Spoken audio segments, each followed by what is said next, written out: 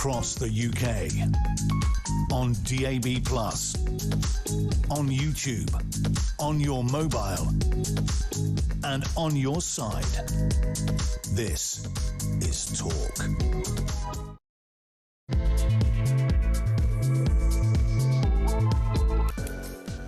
Yeah, all right, man. It's just me tonight. Andre's having a well-earned break. He never takes holiday, so he's having a couple of days off. So it's me tonight, and we're going to talk about lots of things. But let's get straight into it, because the polls are in Clacton. Is Binface, Captain Bin, what's his name? Whatever it is, Binface, the new MP for Clacton, or is it Farage, or is it Sausage Nose? There's only one man who's really in the know. It's Pete Barnes. Pete, come in, Pete. Hi, Ash. How you doing, man? How's it going? All right. Good, I'm good. So yeah. what's it looking like, man? Well, obviously, it's Nigel Farage's to lose. It always was. And if you think about it, and I'm glad it's you, because I'm going to try a football term, like a football analogy, so you'll have to correct me if I'm wrong. Nigel Farage is essentially Man City at home with a full-strength squad, yes, playing the best football you've ever seen. Yes. Against a team that are semi-professional, yeah. Not even that. They're semi-professional, yeah. From the what was it called? The Vauxhall Conference or whatever, yeah. Yeah. So they work in factories in the week, and they're like the sausage factory, and then they'll play football. Exactly. And they're pretty good. They're much better than us. But, you know, that's who it is, yeah. That's Binface. Literally, they're in such different realms. They're playing the same sport, but they're not really, if you know what I mean. And that's what this competition was always going to be like. So this idea that even if Farage wins with like 72% of the vote share, which is what he's expected, that's not really the question on the ballot paper that we're looking at when we look at Westminster and the implications of everything. Because winning wasn't, like I said, it was a kind of foregone conclusion. It's all about turnout. It's all about, has Nigel Farage done the magic that he always has, found voters and encouraged them to come out and vote? I reckon he has. Well, I think you might Are there have. exit polls? I mean, what are they saying? There's literally, I've got the ticker waiting for them to come in as we speak. So when I get something in, I'll be the first. Couldn't you have had a sound effect going like I used to have on World of Sport or whatever? Oh, yeah, I just get somebody with a swingometer wandering, maybe. There was a lot of other ones in this. In fact, they had to make extended ballot papers and make special tables, literally, to put this on. And the press were told to get wide-angle lenses because there's so many people, the monster raving loonies. There's about 20-odd, isn't there? So 34. So that will split the vote. If it would have been Farage and Binface, Binface might have done all right as a protest. But what's your opinion then? Will he get the... I think he'll do very well. People, I don't know. What do you think, man? Well, again, realistically, he has to get at least 37% turnout and 72% of the vote share. That would equal the 2024 vote that put him into Parliament in the first place. So that's like the benchmark that we look at. Anything over that... yeah, it's definitely good. If he's significantly over that, say 40% turnout, that's a clear win. That is the roar of Clacton. That is exactly what Reform UK need. It's what Nigel needs.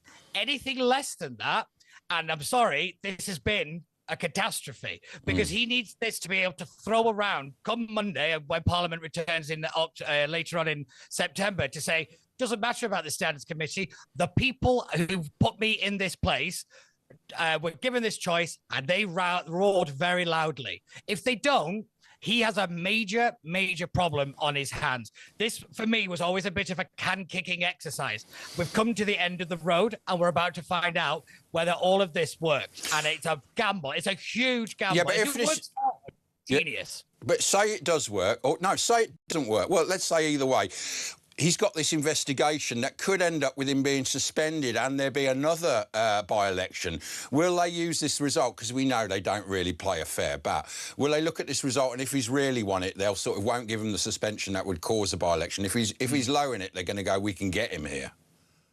Realistically, if he is found to have misled Parliament, if he's found to have not been forthright to the Standards Committee, that's it. That's all they need. I thought it has to be a certain amount of days suspension. Yeah. So yes, but what I'm saying is, it's just that kind of the judgment is enough to sink him. It's not the by-election. Will it be though? Because you remember Trump said I could, shoot someone on fifth. Hasn't he got to that situation where people are thinking he's the only answer? All right, there's Restore, but won't he be like Trump? People will just back him now because they see it as lawfare. Because what's good for the goose isn't good for the gander. They never suffer or get any of these this lawfare against them, do they? The left. Yeah, the difference is Nigel Farage stands at a minus 34% favourability rating. What this judgment would do is confirm what people already believe. That's a fatal blow. It's not that he would make him more unpopular. It would the people that are already that don't like him, which is the majority, would be told you so. I hope he's not listening. Yeah. Well, unfortunately, I think he's pretty used to me having a go at him. I imagine at this point, if I'm being honest. But that's what that's the danger of this. Do you think he would leave if it's below that threshold you talk about and go, I've had enough, I can make money in America and have a much better life and I don't need this rubbish and I'm risking my life all the time? Which is what is happening now. Yeah, I actually think it might be a lot of quiet conversations from the donors and the rest of the higher-ups of the party that says, you need to shuffle off or we need to get somebody else in quick. Because what will happen is this will stain the rest of the party. But they are a one-man party, aren't they? I mean, that Farage is... I mean, I know Richard Tice is obviously there and there's other great people there. It's Yusuf, although he messed up a bit with the tweet. But he is the man, isn't he? Yeah, and this is why I've always been saying that they needed more than Farage, just in case he became the liability. He doesn't like anyone else, you know. That's that was always part of the problem. But yeah, it's a bit of a mess that they find themselves in. But realistically, what will happen if this judgment comes through?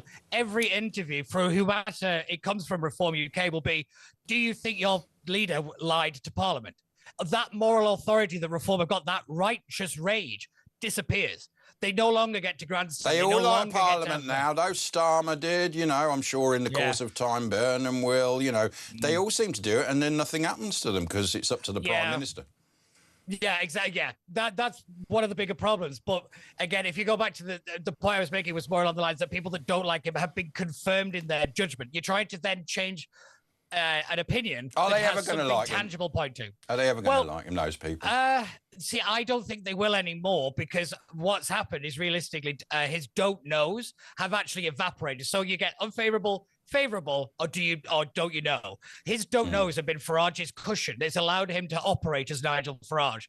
What's happened is that number has actually got smaller and moved to unfavourable. So his options to move around the kind of the board, as it were, to be able to actually get out of situations and pull these tricks has started to evaporate. And I think if that judgment comes down, I think he's literally out of moves other than a full mea culpa and he actually says sorry, which I think we all know is very unlikely to happen. So do you think he will have had enough? What do you think? I do. Realistically, I do. You think this is the end of the Farage dream if this doesn't go right? And you don't think this is going to go right? Do you think it's going to go right? I think he's going to win by a lot more. Oh, I think we've got some. We've got some. Have we got? Oh, these are the last results. I was going to announce last time's results. Don't be such a poll tease.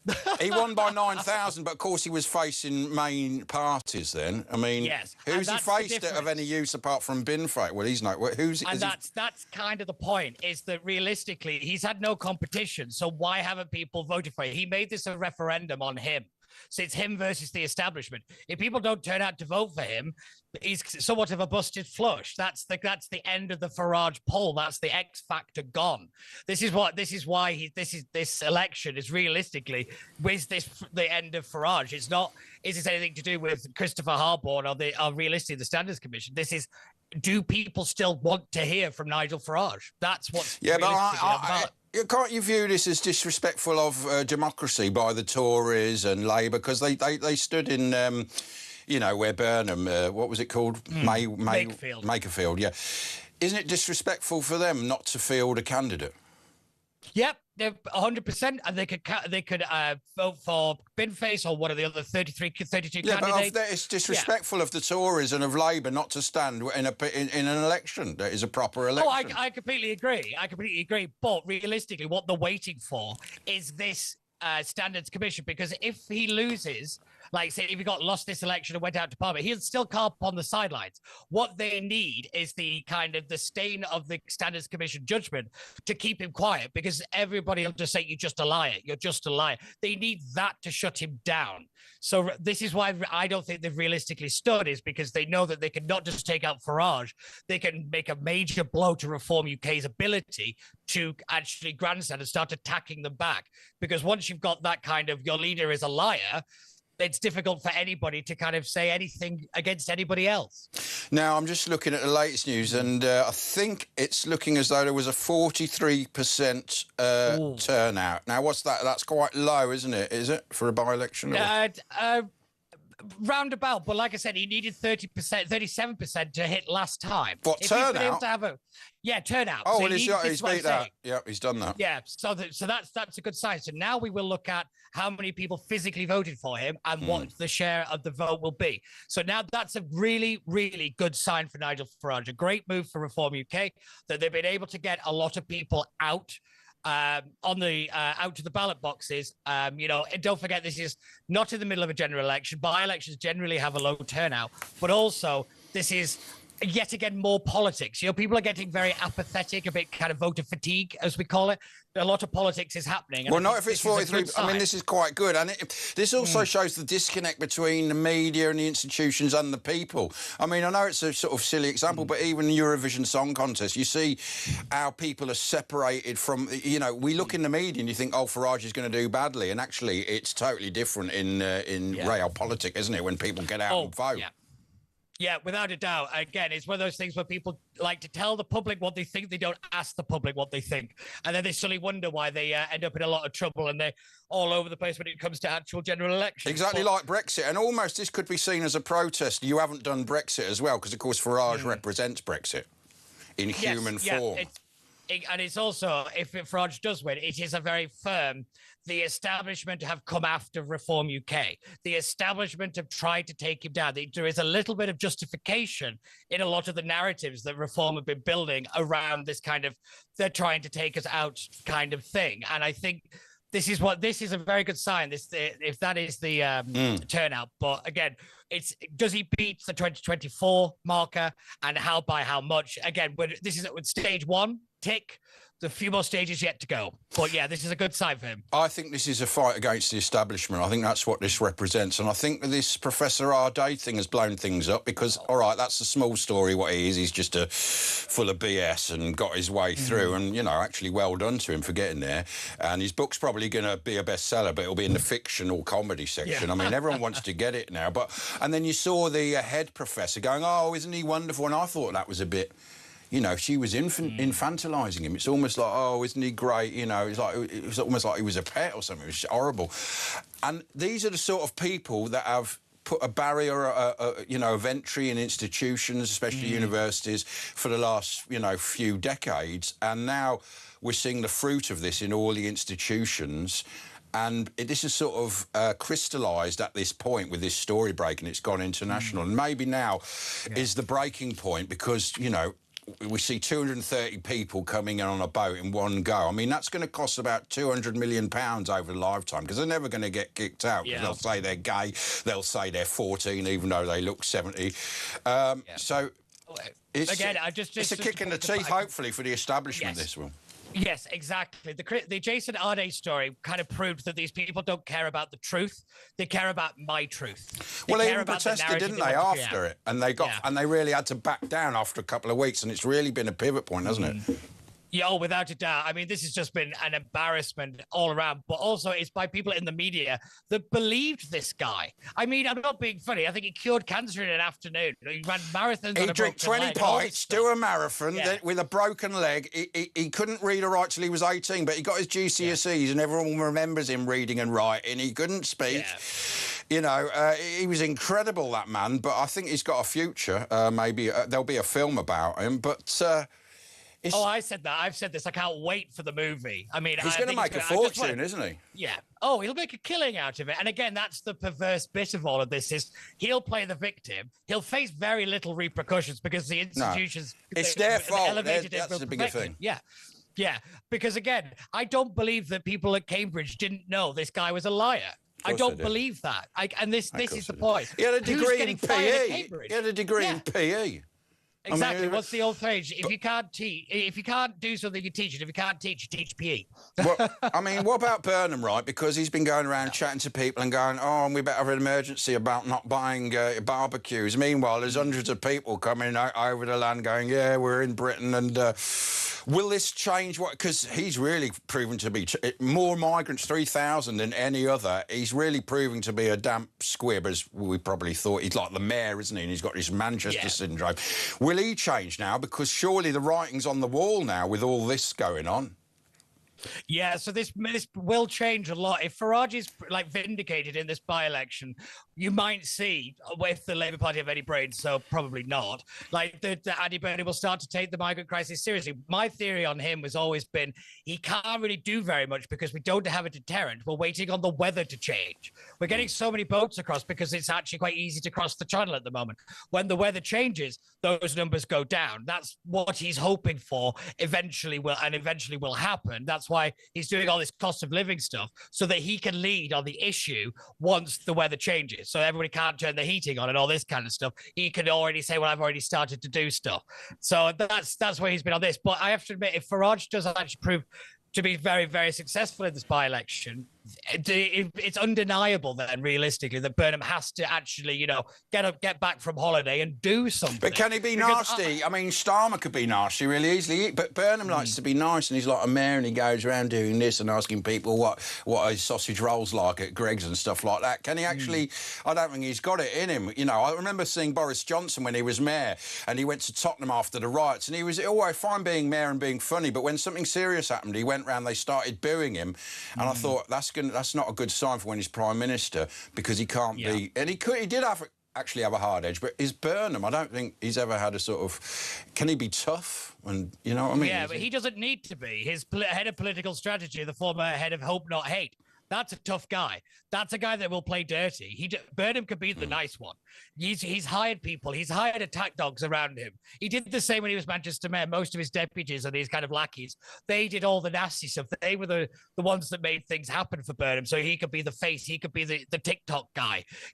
Burnham doesn't like to get his hands dirty, so he'll hire people who've got very dirty hands already. So a bit like Starmer did. It was always, he's the guy in charge of the law. That's the guy, so it's nothing to do with me, Gov. Yeah, exactly. It was the Sue Gray situation, like she was one of the attack dogs, and then I can't remember the other one.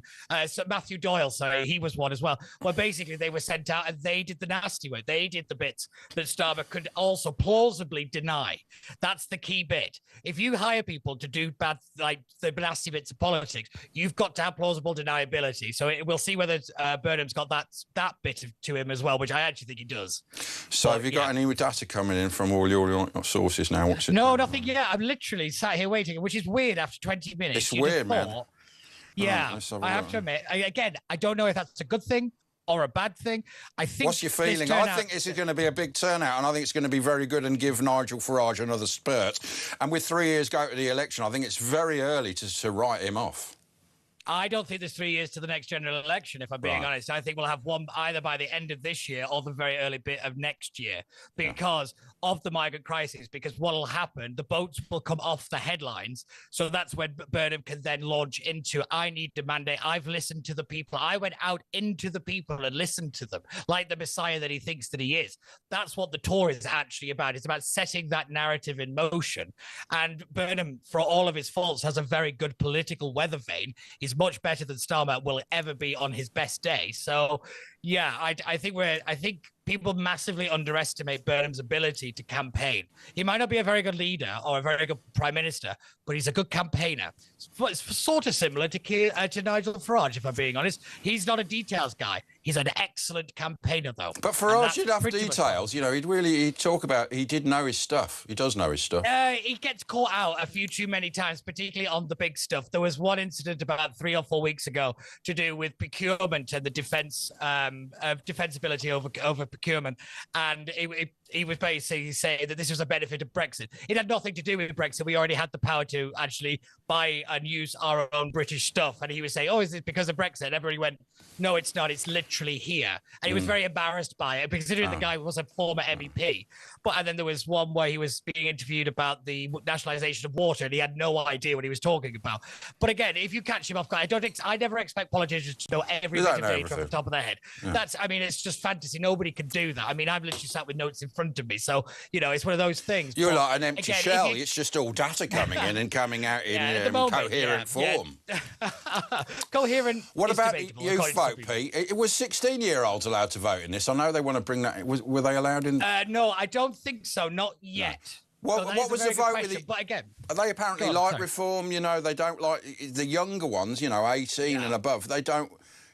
They sort of see their future disappearing, and people are saying, actually, this 16-year-old voting will, possibly go to the Greens as well, or a Gaza party. But what do you think happened in this by-election with young people?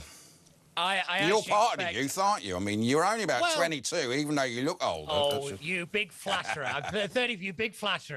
35, but I'll take that. Thank you very much. Most people think I'm about 95, but all right, calm down. Yeah. It's interesting with the youth vote. What really happened was they all left the Labour Party, and then originally there was this offshoot into Reform, because it was the kind of the rebel vote. It wasn't that they necessarily liked Reform; it was that the fact that the establishment didn't like Reform, so therefore people did. He was the kind of anti-establishment vote. But it's also for their own futures, isn't it? Yeah. Yeah, but then the problem was, then came along Zach Polanski and the kind of the mass appeal of the moron. So they all kind of shifted their... even young blokes who were 18? Yeah. I mean, did they really? Yeah, unfortunately. It was vast majority women. Women are more left-wing now than they ever have been, particularly younger women. Older women are kind of in the middle. Get more sensible, don't they? Yeah. Yeah. That's actually because the thing they vote on, and when you get older, as a woman, typically, this is a kind of catch-all, but it's more of along the lines of they vote on the economy because they're the ones that do the bills. They're the ones that run the books in the house. So their main focus is economic stability. That's why I keep saying to the right of British politics, start talking about cost of living, start talking about jobs and all that kind of stuff, because then you get to bring back the female vote that Starmer won very successfully in 2024. But for the youth vote, they jumped to the Green Party. Some went to Reform, but the vast majority now are migrating back to the Labour Party purely because of Andy Burnham and his ability to have a debate about what a bread roll is on TikTok. OK, well, look, Pete, we're going to come back to you at 11, aren't we? And we're going to you're going to have the data then, aren't you? And so we'll go through that. But anyway, so he's going to come back and talk about the by-election at 11 and go through all the papers, tomorrow's papers. But after the break, we're going to be talking to Claire Muldoon after Edwina Currie. Forget about the salmonella egg thing. She's only suggested on our sister station, Times Radio, earlier today, that we should open brothels in villages to service the asylum seekers and keep them happy. Was she serious? Maybe she was, maybe she wasn't. We'll be talking to Claire Muldoon on Talk. It's Ash 0344 499 1000. Talk about that or anything else. We'll be back after this with Claire.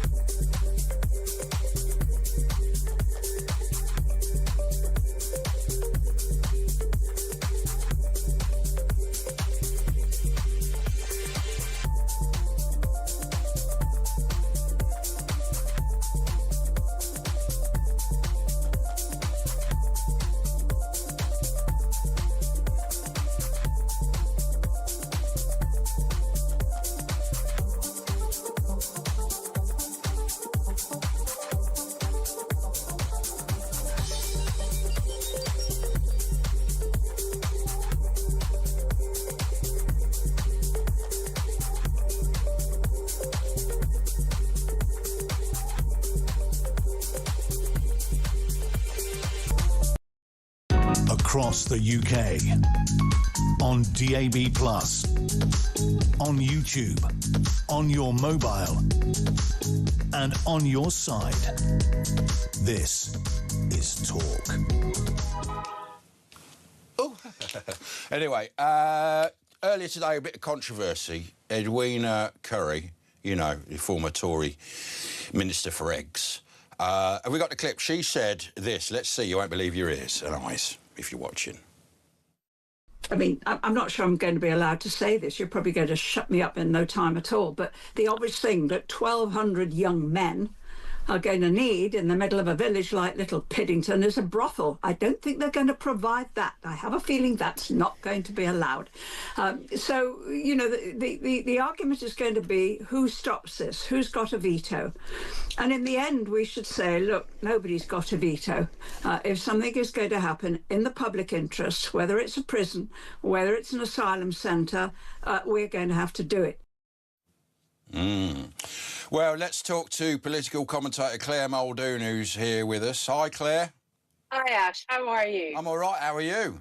I'm very well, thank you. I've got my fan in front of me, and because it's very bloody warm, I've had to cancel most things today because I just don't do well in this heat at all. It's the hottest day of the year. Unlike the men in heat that might be brought into Little Piddington.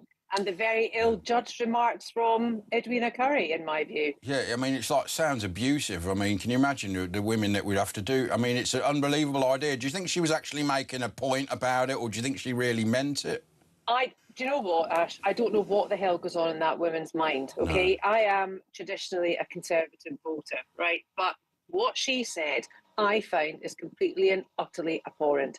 What she should have done as a woman in her position on your sister channel at Times Radio today, was perhaps opened up the conversation that we will need to have, given the fact that we know what happens when young men, because that's what they are, there's not many families that come over, Ash. No. Young men housed together, look what happened in the hotel with the murder of that young girl, Miss White, the rapes that have gone on in Glasgow, the rapes that have gone on up and down the country by ill-gotten gains. And let's not forget either, prostitution is still illegal in this country. Why on earth she was advocating for the abuse and human trafficking and human slavery of women, I just don't know.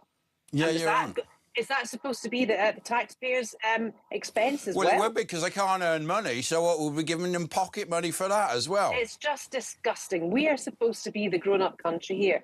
We are supposed to be the grown-up society that advocates for truth, for resilience, for justice, for strength, for enabling women especially. And what is that woman just gone and Yeah, but it's not just her. All those things you just mentioned are totally the opposite is happening from the government. They're not protecting women. They're bringing in people who, you know, from some countries are 20 times more likely, and then they're covering it up because they don't want us to see the results, even though we can look to Europe and see, because they are publishing, and we can see the day, and we can just see it on a story level every day. There's multiple stories. So, I mean, eventually something's going to happen, isn't it? Well, we're going to have we must, and this is an absolute must, we must have the grown-up conversation about what our society expects of these young men in terms of assimilation. We've got enough issues with homegrown misogyny in this country without importing illegals who don't have a blooming clue what the difference is. But they shouldn't be here, should they? They're not in. Well, no,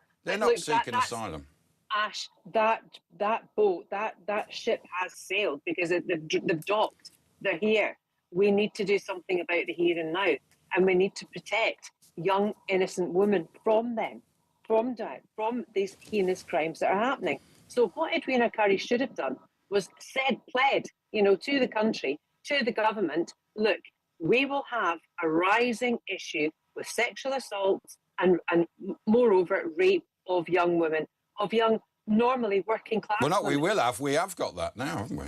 We have got that now, but talking about Little Piddington, those 1,200 men aren't there yet. Yeah. Well, I mean, yeah, and it's like twice or three times the size of the actual village. I mean, this is surely eventually this has got to, something's got to be done. But will Burnham do anything? Will they actually? I mean, how is this going to end? Do you think, Claire? Will there be another civil disturbance? And he won't come out and say you're all far right like Starmer. He's not the sort of bloke that would do that. So you're right. how is this going to happen? Or what's going to result from all this? Do you think? Well, I hope there won't be any civil unrest, but I doubt that will be the case. I think we will have people on the streets like we had at the hotel in Essex. Was it the Bell Hotel or something? Yeah, where the like protest was, and they. Where the protesters were. Yeah, I think something like that's going to happen in Little Piddington. Not only are we under the cosh in terms of temperature, of actual temperature of heat here, the political temperature is going to go through the roof as well, with these men being housed there. And it's just, it's not right and it's not on. But, you know, this is the age-old question. This is not just fallen at the feet of Starmer and then subsequently Burnham's government. This has been going on for 14 years. Yeah, but now it's got to look at the now, and this is now happening. He knows it's happening. I mean, you're seeing it kills. I saw a baby today, someone holding up a one-year-old baby. We already saw babies drowning on the beach. So these people are allowing the risk to these people's lives, and people will die. They've got blood on their hands by not stopping this. I mean, ultimately, they should be stopping it for their own safety. Absolutely, and that shows us that they just don't care. That they appear to have absolutely no moral compass whatsoever. And they are, in essence, economic migrants. And they're not fleeing war-torn countries, nor are they persecuted. Now, we've got to get them out. That's the issue. That's the only answer, isn't it? Well, there's some 12,000 are in our male prisons. You know, that's a start. Get them out. Put them back to where they're supposed to come from. Exactly. Or send them... I mean, what happened to Rwanda? I'll tell you, Ash, I feel it getting a flight out there. That was just smart. Yeah, because we built the flats, didn't we? Yes. I think then the Americans got them. Everyone else, Europe's doing it now. Europe's doing it now. Spiteful, cutting off our nose to spite their faces, spite our faces. Yeah.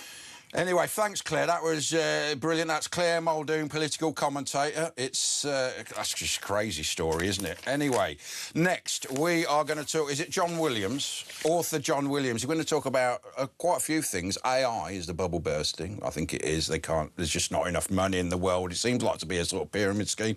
We're also talking about ADHD. As some people swinging the lead, how does it affect you and that sort of thing, and your earnings and all. He's basically an author, and he'll be with us on Talk. Crazy Successful, his new book is out. People have been having a go because he said it's crazy, you shouldn't put that with ADHD, but I think he has ADHD. Anyway, we'll find out all about it. It's Talk with Ash, 0344 499 1000. Give us a ring, book your call later, we'll call you back. At Virtual Ash of Twitter, and we'll be back in 2 minutes.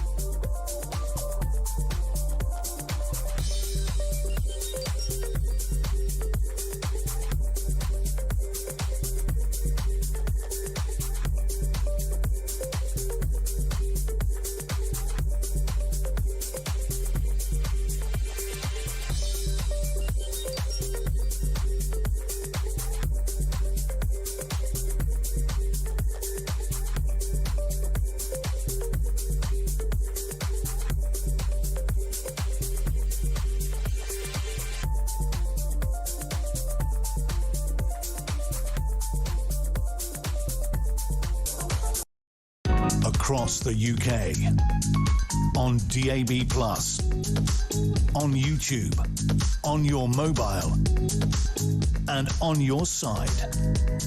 This is Talk. Right, well, look, we've got our guest in, but someone's going to come and slot him in the right hole. Yeah, don't do it yourself, because you'll electrocute yourself. So we're going to slot John. This is John Spencer Williams. He's going to come on and talk when he's all set up. We're going to talk about his book, Crazy Successful. And I think this is about ADHD and how a lot of people are... Is they're making, really. Basically, the premise of the book is here. It says, we are all a lot weirder, more flawed and crazy than we make out. Successful people, entrepreneurs, creators, performers, even more so. I mean, I know Rory Bremner did a show about ADHD, and there's a lot represented in, performers. 40% of millionaires are dyslexic. I know the guy I used to work with, James Wales, he was dyslexic, but he had great verbal, dexterity. He was a very eloquent man. 35% of entrepreneurs have ADHD, at least 7 times the average, that is. And 72% of entrepreneurs suffer from mental health issues, difficult childhood and stuff. Anyway, John Spencer Williams, because you don't want to get confused by John Williams, the composer. How are you, man? I'm very good, yeah, nice to meet you. So, you've written this book, and you got a bit of pushback because it's called Crazy Successful, and all the woke people go, oh, we can't say it's crazy. Yeah. I was told you shouldn't really call it Crazy Successful because it's offensive to crazy people. That's not No, but I mean, I would say ADHD is... Because I've been, I sort of... I think, well, I do have it, And it's a sort of crazed way, but it's a sort of... what I think it is... because we're meant to be in tribes of a few hundred or maybe 1,000, and there would be people in that tribe who would be very good at acting instantly, you know what I mean? And those are the people but we're rubbish at organisation and paperwork and doing, so there's different... But in the modern society, you have to be organised, basically. There's our theory that there's the hunters and gatherers, and the hunters were more like ADHD people, and they were kind of hyper-vigilant, looking for things in the periphery, things that might attack them. Very good at sprinting to catch something. Well, not that good now. But not very good at sort of planting the same seeds every day, day in, day out. You can't do organisation things, do you know what I mean? It almost hurts. I went to university. You think you've got it, but you haven't been diagnosed. I reckon I've never had a formal diagnosis. I'm pretty much sure I've got the version. It used to be called ADD, but it's now called inattentive ADHD. I went to university the second time around a year late because I couldn't face filling in the form. I had to go and get a job. I've had things like that where, you get crazy fines and it's ridiculously easy, but... But, I mean, so you think it sort of helps people? Does it... I mean, do you think it's actually a medical problem, or do you think, like I said, it's just part of human makeup? And because they sort of, psychiatrists, or they say it is a problem in the brain, something in the frontal thing, lobes not working. But then other people, another shrink, I said my theory to, and she went, well, yeah, you're probably right. There's a lot of discussion around this, and there's a bit of pushback. People are angry on both sides. The people who are very wedded to their ADHD diagnosis are getting quite angry about it. And there's a documentary coming out next week. It's going to kind of... Why are they getting angry about it, the ADHD people? Well, because the reason why, there is a good reason, because if you've been, as you've probably experienced, right, if you've been told there's something wrong with you your whole life, and why can't you just turn up on time, or why can't you do this, that, or the other, you kind of grow up thinking, well, there's something wrong with me, I'm failing somehow. And then somebody says, actually, you've got this condition called ADHD, and it's a revelation, right? You go, okay, I mean, it's makes true. sense. Yeah. But so that's why people other people say, oh, keen. no, they shouldn't label stuff, you know what I mean? Yeah, and the problem is that then there's a question of, are the labels helping? And is ADHD... one of the conversations going on is ADHD just part of a normal variation of human personality? And we're just a bit lazy in that and not very... Well, we're extreme end of a trait. I mean, there's one study that says, it's really a continuum, and ADHD is at the top end of a continuum. It's not like other disorders where you can say this person has psychosis or doesn't. It kind of, where do you draw the line? They judge it, don't they? And it's the one thing they say... It actually doesn't ease, it gets worse as you get older. And you sort of, because when you get older, you go, oh, no, I really can't be bothered with that. You know what I mean? I don't care. You know what I mean? Well, it's related to... The fundamental problem for a lot of people in ADHD is about executive function. So executive function is a set of stuff that happens in the brain that allows you to turn up on time, get things done, do things you don't want to do, fill in forms, all that kind of... Basically adulting. I can turn up on time. Yeah. That's all I can do. Difficult. Yeah, well, that's good. So most you got one times. of them. Most that's times. okay. You're winning on one front. Yeah, but those other things are often really difficult. And there's this condition called executive dysfunction, which is basically a lot like ADHD, and I write about this in the book. But it comes with benefits. So what it means is your thinking is less constrained than the average person. Yeah. And you will make connections other people don't. You'll think faster. You'll think on the spot. Yeah. The price of that is your thinking might not be as orderly as some people. You might not be able to, you know, think about one thing endlessly without getting interrupted. Yeah, yeah. But you'll be faster on your feet, which makes you very good at your job. Yeah, I mean, people like footballers, you know, like the way Beckham would put a free kick in, people go, he's got no brains, but that's actually his brain is doing a mathematical instant equation. And when Wayne Rooney, a ball comes in and he leaps up in the air, hangs upside down and boots it, his brain has done this amazing mathematical it is like a computer in the brain, because I remember they had this autistic guy who was like a very, you know, you'd think he was just perfectly normal personality-wise, and he could come up with pi to infinite figures. It just came up in his brain, and it proved the brain does work like a computer. So these footballers, does it happen a lot in sport? I think it does, doesn't it? I know. Some mental, like ADHD, but there's another one as well. Tourette's. A lot of keepers had Tourette's. Oh, really? Yeah. So do you think it helps sportsmen and athletes as well? Because that's also instant thinking. Yeah. And a lot of them are no good at organ. And you know, the greatest players, Gaza, Maradona, you know, Cantona, Zinedine, they're all a bit crazy, aren't they? So it sort of comes. It makes sense. The genius is flawed, isn't it? Flawed what genius. we're realising is people's brains are basically wired differently. They're physically different. Yeah. Now, whether that's come because of the way you're brought up or something that happened in your childhood, or whether it's really an innate thing, you know, a genuine wiring that you always would have had, we're not really sure yet, I don't think. But you don't think you can get... I've thought years, I can change, you know, but you can't. You always end up back sort of... Yeah, I mean, there's some things you can do to work around your weaknesses. Techniques, yeah. Yeah, and then there's also, with a bit of practice, you can get better at something. I used to turn up late for everything, and now I've actually got the hang of turning up on time. But it takes effort still. But why do you think you have it? What other things has manifested for you? Well, stuff like concentrating for 8 hours on one thing is really difficult. Do you hyper-focus, though? Because that's another thing you get. When you get into something, I have that bit. Like, I get into something and I'm just like, and it's hours later, and that's another thing. So you can't focus, and then you get into something and hyper-focus. Yeah.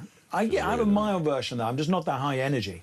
No. But I have the dreamy version of ADHD, which is like the writer's ADHD. Oh, yeah. Which is, my brain is a bit all over the place. Can you write, though? Because writers say you got to get up in the morning and force yourself. Do you do that?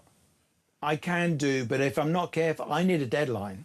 Yeah, so, exactly. I'm not. You know, I've got a deadline this Friday. But don't you wait till late in the day to do it then as well? Yeah, yeah. All right. And that, again, is an ADHD thing because when they put people's brains in a scanner, they discover that people who had ADHD, the part of the brain that should light up when you're thinking about long-term thinking is weaker in someone with ADHD. Yeah. And mine's got the blinds down. Right, and the stuff that's right in front of you is much more compelling than in somebody else's brain. So there is some genuine argument. I don't like bright lights. Sorry, carry on. Yeah, it's harder for us to... A lot of ADHD people get addicted, like to food, alcohol and other things. Yeah, exactly. Again, it can cause really big problems. Oh, yeah. And, you know, that could be a possible explanation why that happens.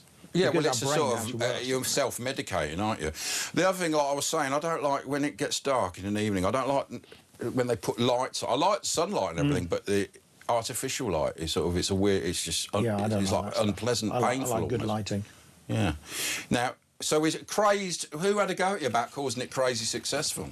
Well, I had a that's just a word. They're just nitpicking the woke, aren't they? Woke. It seems excessive to me. I mean, I'm doing something which does piss people off, which is I'm basically saying all this stuff like ADHD and dyslexia, maybe being on a spectrum, but also people who've had like really screwed up childhoods and people who are dealing with, you know, anxiety and depression and obsessive compulsive psychopaths. A lot of businessmen are psychopaths. Yeah, it yeah. doesn't mean you're a murderer. It means there's a most higher of them rate aren't. of psychopaths amongst CEOs than there are amongst the general population. Yeah. And what I'm saying, I've not put those people in the book, but what I'm saying is like all these things actually add up to it. They can be a kind of crazy advantage. They might cause real problems. I'm not pretending it's all happy clappy and wonderful. No, there's a trade-off.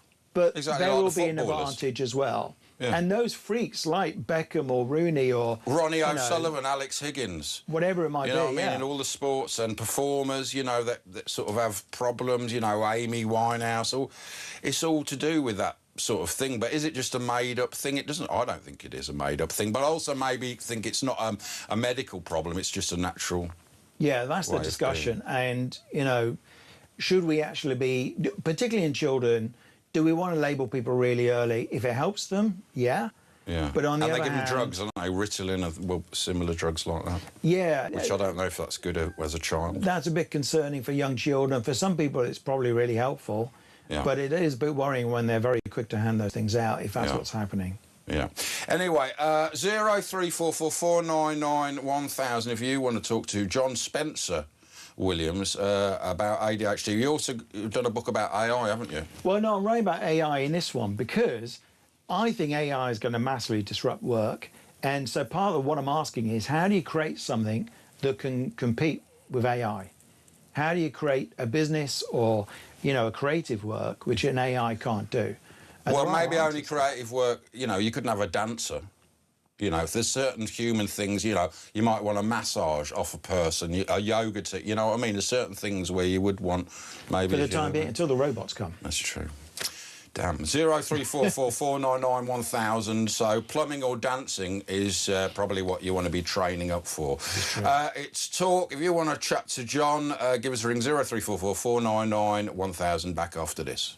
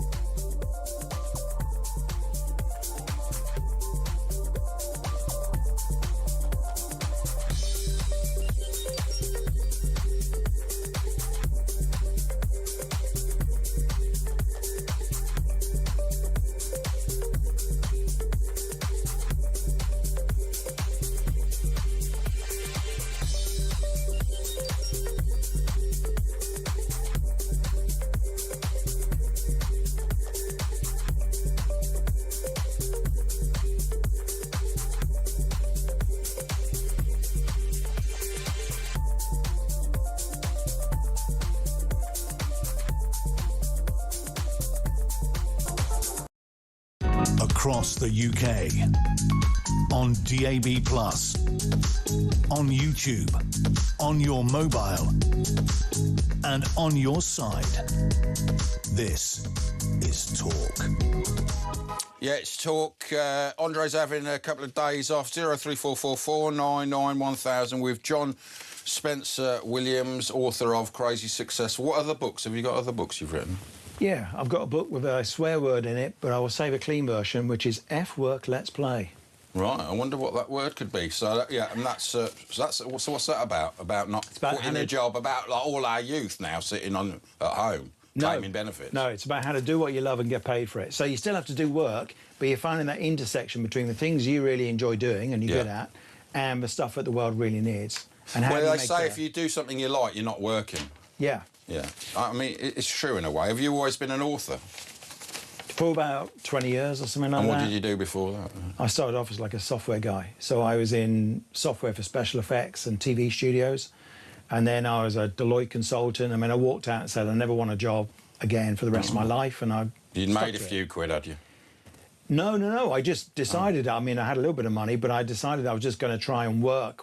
I'm trying to make a living without a job. So it's not that I'm not working. Yeah. So a lot of the time what I do is I help people start their business, work out what they want to do with their life, write their book. I do that kind of stuff. And have you been crazy successful? Well, in that I make a good living doing what I enjoy doing. I've had then. Yeah, I've had 3 books translated in 10 languages, including W.H. Smith Business Book of the Month. Wow. Now T.J. Hughes. No, what's it called now? T.G. Jones or something? Yeah. But... Apart from in train stations when it's still cool.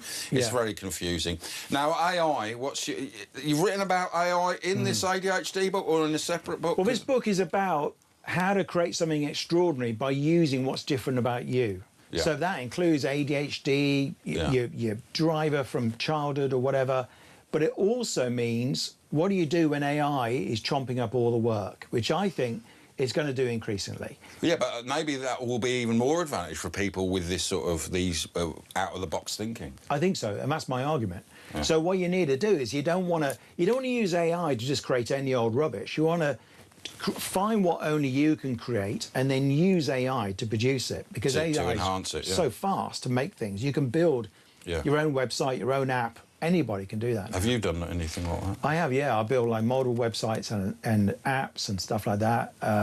It's so do you make money from using AI? Do you sell these websites to people? I use them as part of my courses. So I run a course called Singular, and on there, like, I've created this AI part of it, which helps people to market themselves. What's Singular? What's Singular? Well, how do you what it's about is creating a business that's in a category of one. How do you position yourself as somebody that no one, but you can't replace?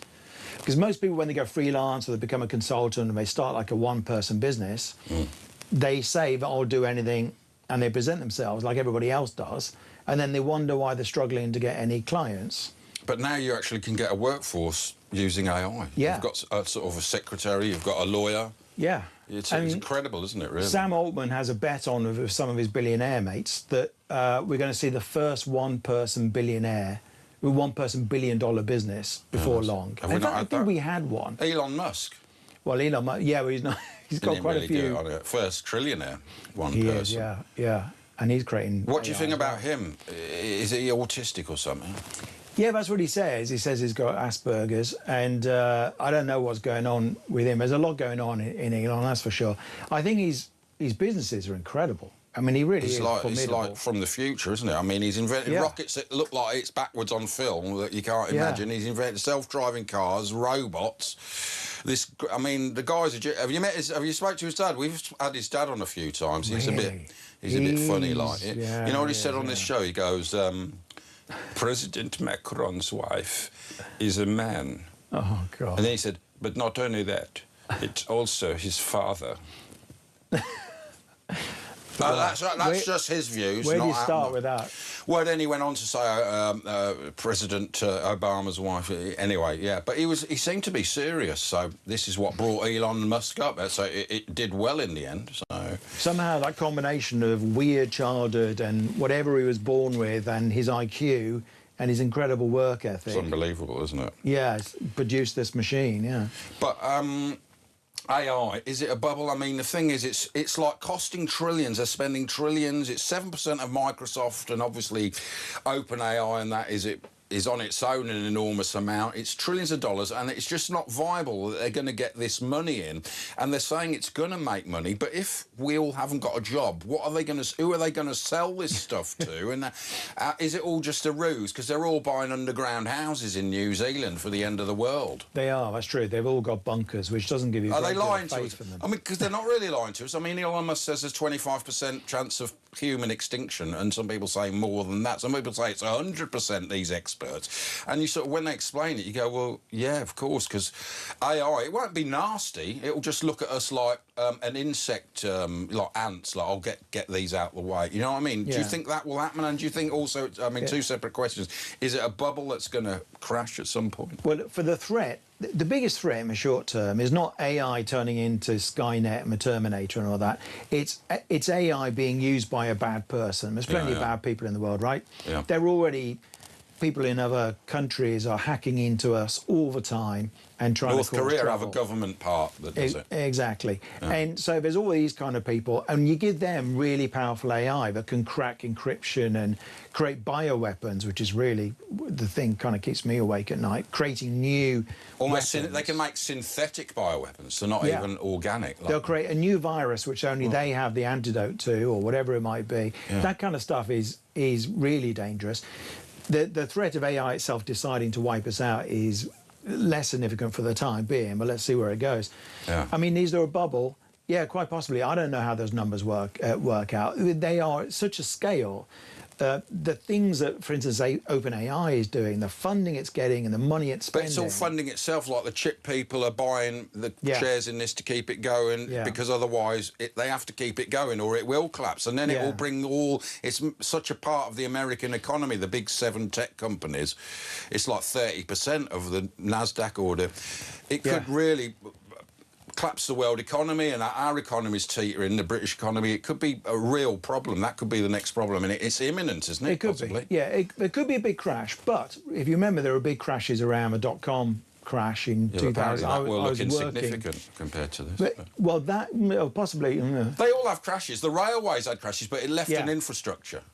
And I think There, so there was use. I think AI will continue to be incredibly important. I mean, when you really immerse yourself into it, like you say, it can be your lawyer to a certain extent. It can do some of what a lawyer does, some of what your doctor does, some of what all of what your web designer does, quite possibly. And it's increasingly getting smarter and smarter in those areas. Yeah. It doesn't necessarily mean we're all going to lose our job, because historically what's happened is when somebody can then do all this stuff more easily, they do more of it. So they don't necessarily fire everybody in the legal department. What they might do is like get them all to do 10 times as much work because AI is now doing. Well, that's what happened with the Industrial Revolution. You know, one man Right. could. But they're saying AI is different because it will basically be able to cover all human jobs, even physical ones. And so we'll just have to become ballet dancers or something like that. Yeah, like you say, plumbers. It's a bit late in the day for us, though, isn't it? I know. I used to think, like, maybe I shouldn't have left programming because this is what I used to do. No, but programmers are finished, aren't they? Yeah. Yeah, so it's plumbing or dancing. I suppose we'll have to be plumbers. This book's doing well, is it? Is it out now? No, it's not coming out till next month. Right, OK. We're early. And it'll be out on Amazon and stuff, will it? Yeah, it'll be out on Amazon if you look for Crazy Successful. You can find my other books under John Spencer Williams. Right, and what are you working on next then, John? That's a good question. I don't know. Thanks, man. I am playing with AI quite a lot. I'm thinking about what Which the next one, book's gonna Grok be. or Claude or whatever it's I called? like Claude. Yeah, Claude is good. Yeah, that one's good as well. Grok came out this week with a new thing which everyone is raving about. I saw that, yeah. Yeah, which it's a bit like Claude Co-work. It does your work for you. And just the other day, I asked Claude Co-work to do something, and I'd forgotten it. I'd attached it to Gmail. It just looked in Gmail, found somebody I was supposed to be emailing, wrote the email, and said, "The email's in your drafts folder. Do you want to send it?" So it done the whole job. I thought it was just going to tell me what to do. Was it a good email? It was a better than one? Really good email. Yeah. Was it better than the one you would? Yeah. What you don't want to do is you don't want to write the final version of AI. Don't write your book of AI because it's terrible. Yeah. What you want to do should have told is that to Professor Ardo. yeah, it's not gone well for him, has it? No. But what you want to do is use it as a kind of brainstorming partner, as a thinking partner, as a critic. An aid. Yeah. Anyway, look, John, we got to go, but thanks for that. That was fascinating. We're definitely going to get you back on if that's all right. Do you live nearby? I do. Just excellent. Up the road, well, we'll get you on again. That's John Spencer Williams with his new book, Crazy Successful. We'll be back off the news with Pete.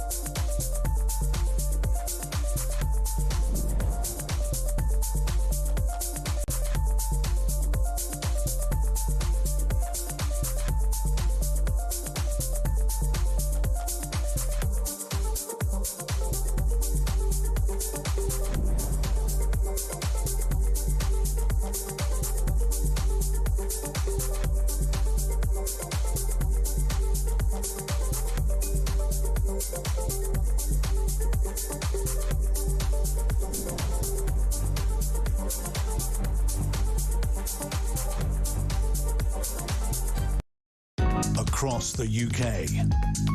On DAB+, on YouTube, on your mobile, and on your side. This is Talk.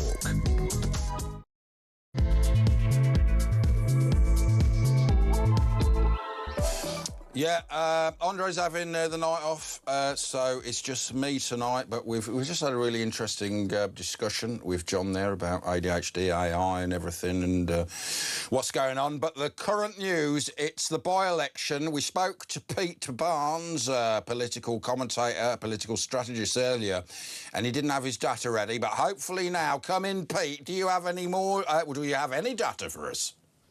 Well, as we're still waiting on anything confirmed, but Yeah, I do have a little bit of a in breakdown. in your political waters. Yeah, so if we take this provisional turnout figure of 43%, Yeah. it is now, firm confirmation of a strong, mobilised Farage pro vote. So this is exactly what Nigel Farage needed. Yeah. Now, the big test, the next step, one of the things we were ticking off the list, does he beat 21,000 physical votes? Get over that by 2 or 3,000, which by looking at these figures, it's very likely he's got good what we call electoral traffic, so the numbers are going in his direction. Essentially, this is. You got overexcited. Yeah, sorry, It's all right, man. It's a very exciting time. And do maths at this time of the night. It's not really my strong point, but yeah. 3-foot ballot papers, apparently. They were 3-foot ballot papers. It's amazing. It's amazing. I really hope somebody keeps one. They go in some museum or something, because it's actually just hilarious to me, because everyone was thinking that it would just be kind of Farage and bin-face, but to have 32 other candidates there. Yeah, it was Lord Sausage Head, all kinds of straight. The monster raving loonies. Of course, I must declare I was on the honours list, the Minister for TV. Oh, apparently so, yeah. Minister for Talk TV. Honours list? I got it along with Debbie McGee, Roy Wood, and Rick Wakeman. So quite enough. But anyway, so it's all looking good. 43% turnout. That's what has been announced so far. Yeah, it's a provisional. Just to be clear, that is a provisional announcement by the returning officer. That's what they do. So basically what they do, they count the physical number of votes. Yeah. Then that's called the first skim. So then basically that's when the actual voting will now take place. Well, they'll say, well, that one counts as a vote. That one doesn't count as a vote. They'll just physically count the number of ballots. Yeah. They'll register that against how many people are eligible to vote in that constituency, which is roughly 80,000. So that is basically the very first step. So it might be a little bit lower than that. Right, a little bit. But if you say 42, 43, round about there, you're usually pretty safe, because you'll get some people that write such stupid things on the ballot paper, so they get skimmed, what we call skim 2. You then take them out, and the returning officer with someone from Reform and all the other people will then say, well, that counts as a vote, that doesn't count as a vote, and then that's when they all start arguing with each other, which is very entertaining at times. But yeah, that's so if you take somewhere between 40 to 43% realistic as a turnout, is exactly what Farage needed. It is exactly what Reform needed. Now it's, does he get the physical number of votes in his favour? That's the next big test. But like I say, with electoral traffic trending as it is, this is looking like a very, very strong night for Nigel Farage. But how do you know that, man? I mean, how do you know all people didn't come out as a protest vote and vote bin-face? Lawrence Fox, wasn't he also standing there? How do you know that if just because it's a big turnout, I think you're right. I think it will be because of Farage, but and a kick in the posterior for the establishment is what it will be. But how do we know? Why do you assume that it will be that? Well, it's one of those things you don't know until you know. But when you look at all the you look at the trends. So the fact that Count Bin-Face was roughly 20% 3 days ago, and the rough poll has him now at 20%. That's not really moved, and he's the most viable alternative candidate that's had the most media traction out of all the others, apart from Farage, obviously. So, yeah, we kind of use him as the marker of everybody else's movement. If he's not moved, the others are unlikely to have made any kind of whopping great big impact. But you never know. As I always say, this country voted for Boaty McBoatface. Let's not rule anything out until we get to the actual detail and the actual result. Now, a lot of people are saying this has cost £250,000 a waste of money. But if this is a great dark night for Farage, it's totally a good value for money for him, isn't it? And they've really blown it, the establishment parties. Yeah, in terms of the actual kind of the by-election bit, yes. But as I was saying in the last section, it was more along the lines of We then have to get back to Parliament. We then have the Standards Commission. We then have the next bit that Farage has got to survive and get through. And I think that's the bigger fatal blow than anything that'll happen tonight. But this gives him, if it goes in his favour, a bit of a stronger shield against anything they can throw at him, because he can always say, well, I went to the people and these are the receipts. He's got the receipts. What the Standards Commission has to give the anti-Farage people is the receipts to throw back at him. That's the bigger bit for him, in my opinion. But this is a good night so far. But like I said, we don't know till we know. Right, well, with this investigation, if they see that it's a great night for Farage, won't they sort of want to find him? They won't want another by-election because it risks it being even higher, because they'll think people are onto us, you know, our lawfare, you know. If they do have another by-election and he gets even higher, I mean, that really could be the end. So what do you think is going to occur with the investigation? Well, for me, I have to admit, I think they will find him in breach of the standards. Don't forget, it's not a criminal offence. He might say, I've committed no law. That was an irrelevant statement. But will there be another by-election then, that means? Well, again, there probably will be, but you know, this is what they'll do. They'll consistently make him run, because what this by-election has also done, it's cost the taxpayer money. It's cost Reform UK quite a bit of money as well. If you do it again, it's quite a bit of money as well. Don't forget, they've also kind of turned the tap off for Reform UK by stopping crypto donations, and they're trying to strangle him that way. There's also a big argument that the blob is going after Reform UK, not just in terms of trying to take Farage out, but trying to wear Reform down out of resources and kind of make them, you know, in the same way, say, for example, that the Iranian regime has been able to kind of wear America down through the Strait of Hormuz by just using little. But he's got rich backers, hasn't he? I mean, I know they're trying to ban them here, there, and everywhere, but he has got rich backers. But not as many as people think. If you look at the last round of disclosures, 71% of Reform's actual major donations came from just one person, from Christopher Harborne. Yeah. So if they suddenly take out that ability, that's nearly 3/4 of its massive funding base completely removed. And there are other alternative funding streams, as they call them, is basically membership. And they're spending $3 million on promotions to only get $1 million back. There is a big but this is a great promotion. If he does well, this will be a springboard, and he might bring in other very rich benefactors. Exactly. That's a really, really, really key point. And this is all about kind of showing that Farage is inevitable again.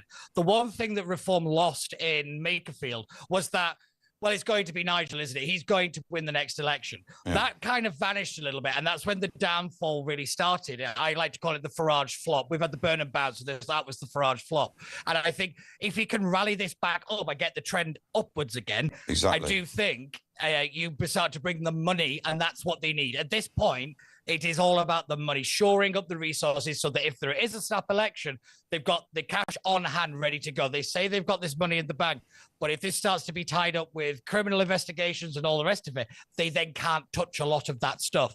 So you need to have fresh money coming in from new faces. So this is a big moment for Farage to be able to do that. But you've got to have a flop. You can't be all upwards trajectory. So now is the good time for a flop if it's in 3 years. Exactly. And if it is quite a success, do you think that's going to be more likely that Burnham's going to call a general election and, you know, go round and ask people about their Greg's sausage passages and buses and, you know, is he going to call it early if they do well? Because he's going to... I do, yeah.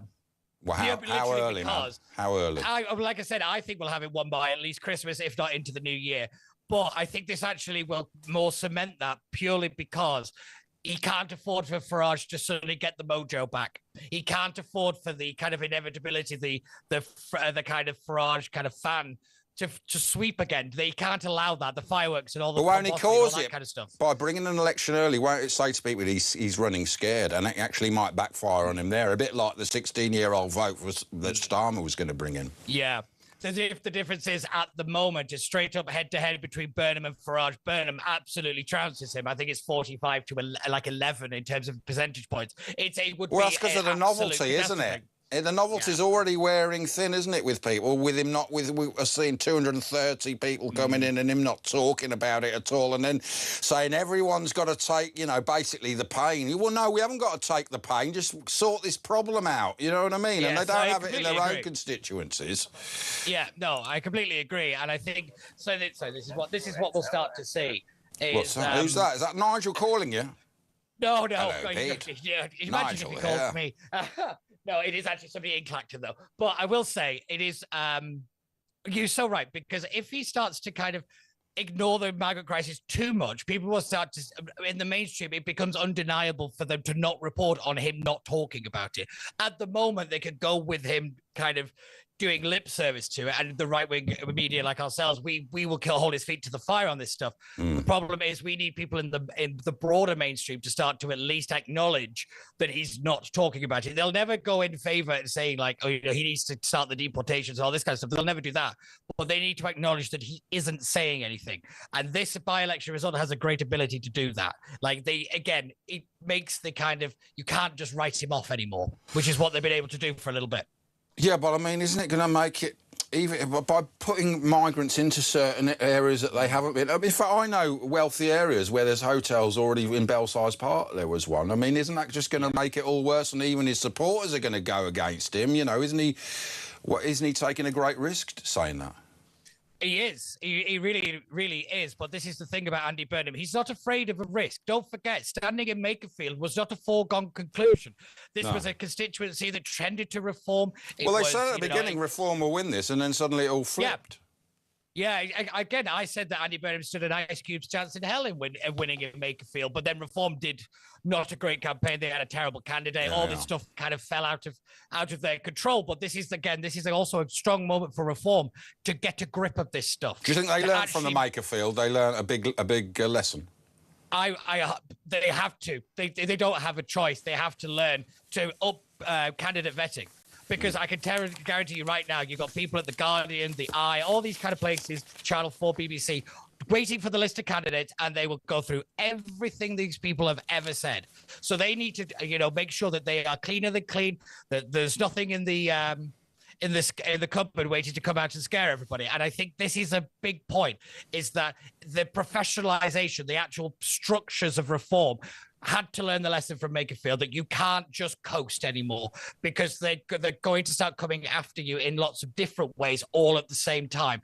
I always said that when it came to the hardborn money, where was the firewall? Where was the protection of Nigel Farage from this accusation? A good political outfit would have spotted this bear trap. What they did was just jump on every single bear trap that they saw in front of them, and they were so surprised that eventually one may have snipped a bit harder than they should have. This is the bit of the kind of, they have to stop being so inward-looking and start to think outward-looking and be a little less navel-gazing. But we'll have to wait and see. But again, this by-election result so far seems to be very, very positive. Well, I'm just looking on our TV monitors, and I've just seen the ballot paper. It literally is 3 foot over a metre long. I mean, it's unbelievable. It's like a novelty ballot paper. It's been a bit of a novelty election. Anyway, it feels like one of those kind of, when people grow very large vegetables. It's a British tradition, isn't it? It is. Yeah. They're incredible. I want to see all the hats. I can't wait for them all to be stood in a row when they announce the winner. And there's somebody with a stupid hat, not just bin-face, but I was reading they actually advised the press to bring wide-angle lenses to it. Anyway, these are the candidates. Nick the Incredible Flying Brick. These are some of them. Woke Trump Kazi. We've got, obviously... what's his name? Binface, Count Binface, and all the other lot. Lawrence Fox, Tony Francis. Anyway, loads of others. Not many. Oh, Howling Lord Hope, of course, the leader of the Monster Raving Loony Party. Looks like Boss Hogg. I was actually a vote monitor for Whitney. When Cameron became Prime Minister, I was actually with Cameron when he became Prime Minister in his constituency, because my mate put made me a monitor at the vote, and they security started on me. Aaron Barshak, the comedy. I was there as an official, in my official capacity, so I met Boss Hogg, our leader at the Monster Raving Loons. Anyway, look, they're saying the counting at the Clacton by-election is already slower than usual, because, of course, each one's a metre long, so they've got to look through it. The acting returning officer has said, and the result, Pete, is not expected until after dawn. We'll get bits in on Pete's teleprinter as the night goes on, but we're going to take a break in, and we're going to come back with all the papers. Look, there's pink ones and white ones and red ones.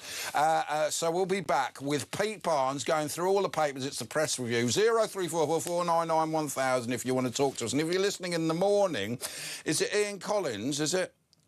Is it? Yeah, it's Ian Collins. It's a free-for-all Friday with Ian Collins. A breakfast tomorrow. He's in for Jeremy Kyle, who's in next week. 03444991000. Book your call for in a bit. It's Ash on Talk. Back after this.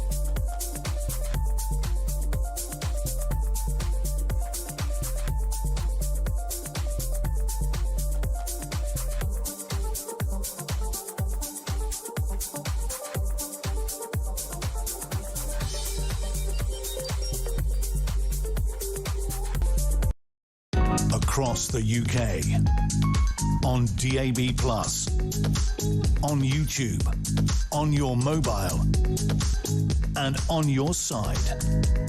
This is Talk. Yep, 03444991000 if you want to get in touch. And, of course, you can text us. Text the word TALK and your message to 87222 and leave us a voice message, a voicio, as Alex would say, on WhatsApp, same number, 03444991000. Just leave us a voice message, about a minute or so. It would be a nice quality in it if you're scared to come on live, but don't be. Anyway, yeah, we're going through the papers. Pete, are you there, Pete? I'm here. I'm still here. Have you had any data over the break? Have you been checking your processors and everything? What you found? So all right. The new number that we have to look for in terms of physical actual votes is why is it? Where's it gone? There it is. 21,225. If he makes over that, this has been a great night for Nigel Farage. This has actually been a vindication of what he needed this stage to be. So that's the number we look for. If he gets over that, which, again, looking at what we call the traffic, it's going in that direction, but we just don't know. And the fact that it's going to take this long, it's not just the fact that the ballot paper is so long. Yeah. It's the fact that every single vote that has a potential to be counted will be challenged, and that's what I was saying, where they shift and they skim all the votes, all the rest of it. That's also slows this down a lot, and with a very high turnout, well, a reasonable one for a by-election anyway. This will take probably maybe even 8-9 o'clock in the morning till we get a definitive answer. Well, I mean, do we know the postal vote turnout? Because obviously they can work that out quicker, can't they? Yeah, so they do it. So this one is literally what we're waiting for in the next about 10 to 15, 20 minutes. So when that comes through, I will let you know. Right, OK, well, let's go through the papers then. The I paper, homes blaze in the West Midlands on hottest day of the year. And I saw a quote from Burnham. He said it's awful. Well, yeah, we could have all said that, you know. So homes blaze in West Midlands. Mayor declares extremely worrying situation as firefighters tackle multiple fires. It's in Stourbridge, I think, so I know the area quite well, just down the Hagley Road from where I was from. 24 million people face paying even higher water bills to firms losing 1.2 billion litres a day from leaks. The regulator is set to give 5 suppliers the green light to increase bills by an additional 3.4 billion. In the coming years, licence to print money, so you fail upwards. Ofwat have already given firms permission to charge customers 36% more for their services between 25 and 30, 2025 and 2030. But PM warns against a blank cheque. I mean, he just got a £1 million bonus, didn't he, or pay the Thames Water? He got a sign-on bonus, so he got a sign-on bonus of £1 million.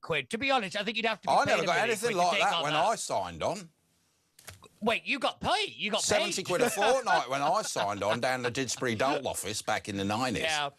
But my big question on this is, do you remember when we had this thing called the energy cap? A cap is supposed to mean that these figures don't go up. We really have to get rid of that phrase. And no one understands energy. It's confusing. They say this figure and that, and no one understands it. Did you put your electric on during the eclipse? I did. They told you not to. If you tell me not to do something, I'd do it. I had the air fryer on and all my lights on.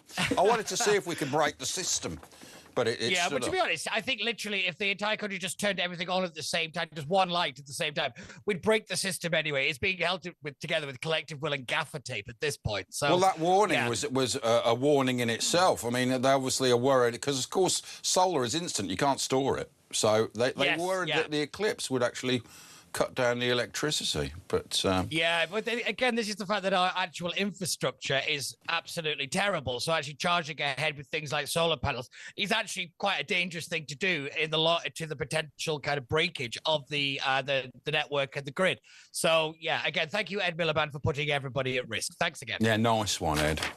And the Kinks, Dave Davis. My relationship with Ray has been a pain in the A. Star, because I guess but they fell out, the Kinks, years ago. I don't know why. It's very sad. The Kinks, a great band, weren't they? Very quintessential British English band, sort of a pre-Blur, incredible songs and lyrics. The FT Anthropic investors bet on record 2 trillion IPO valuation. We were talking about this earlier. There's still a very big appetite for the AI boom.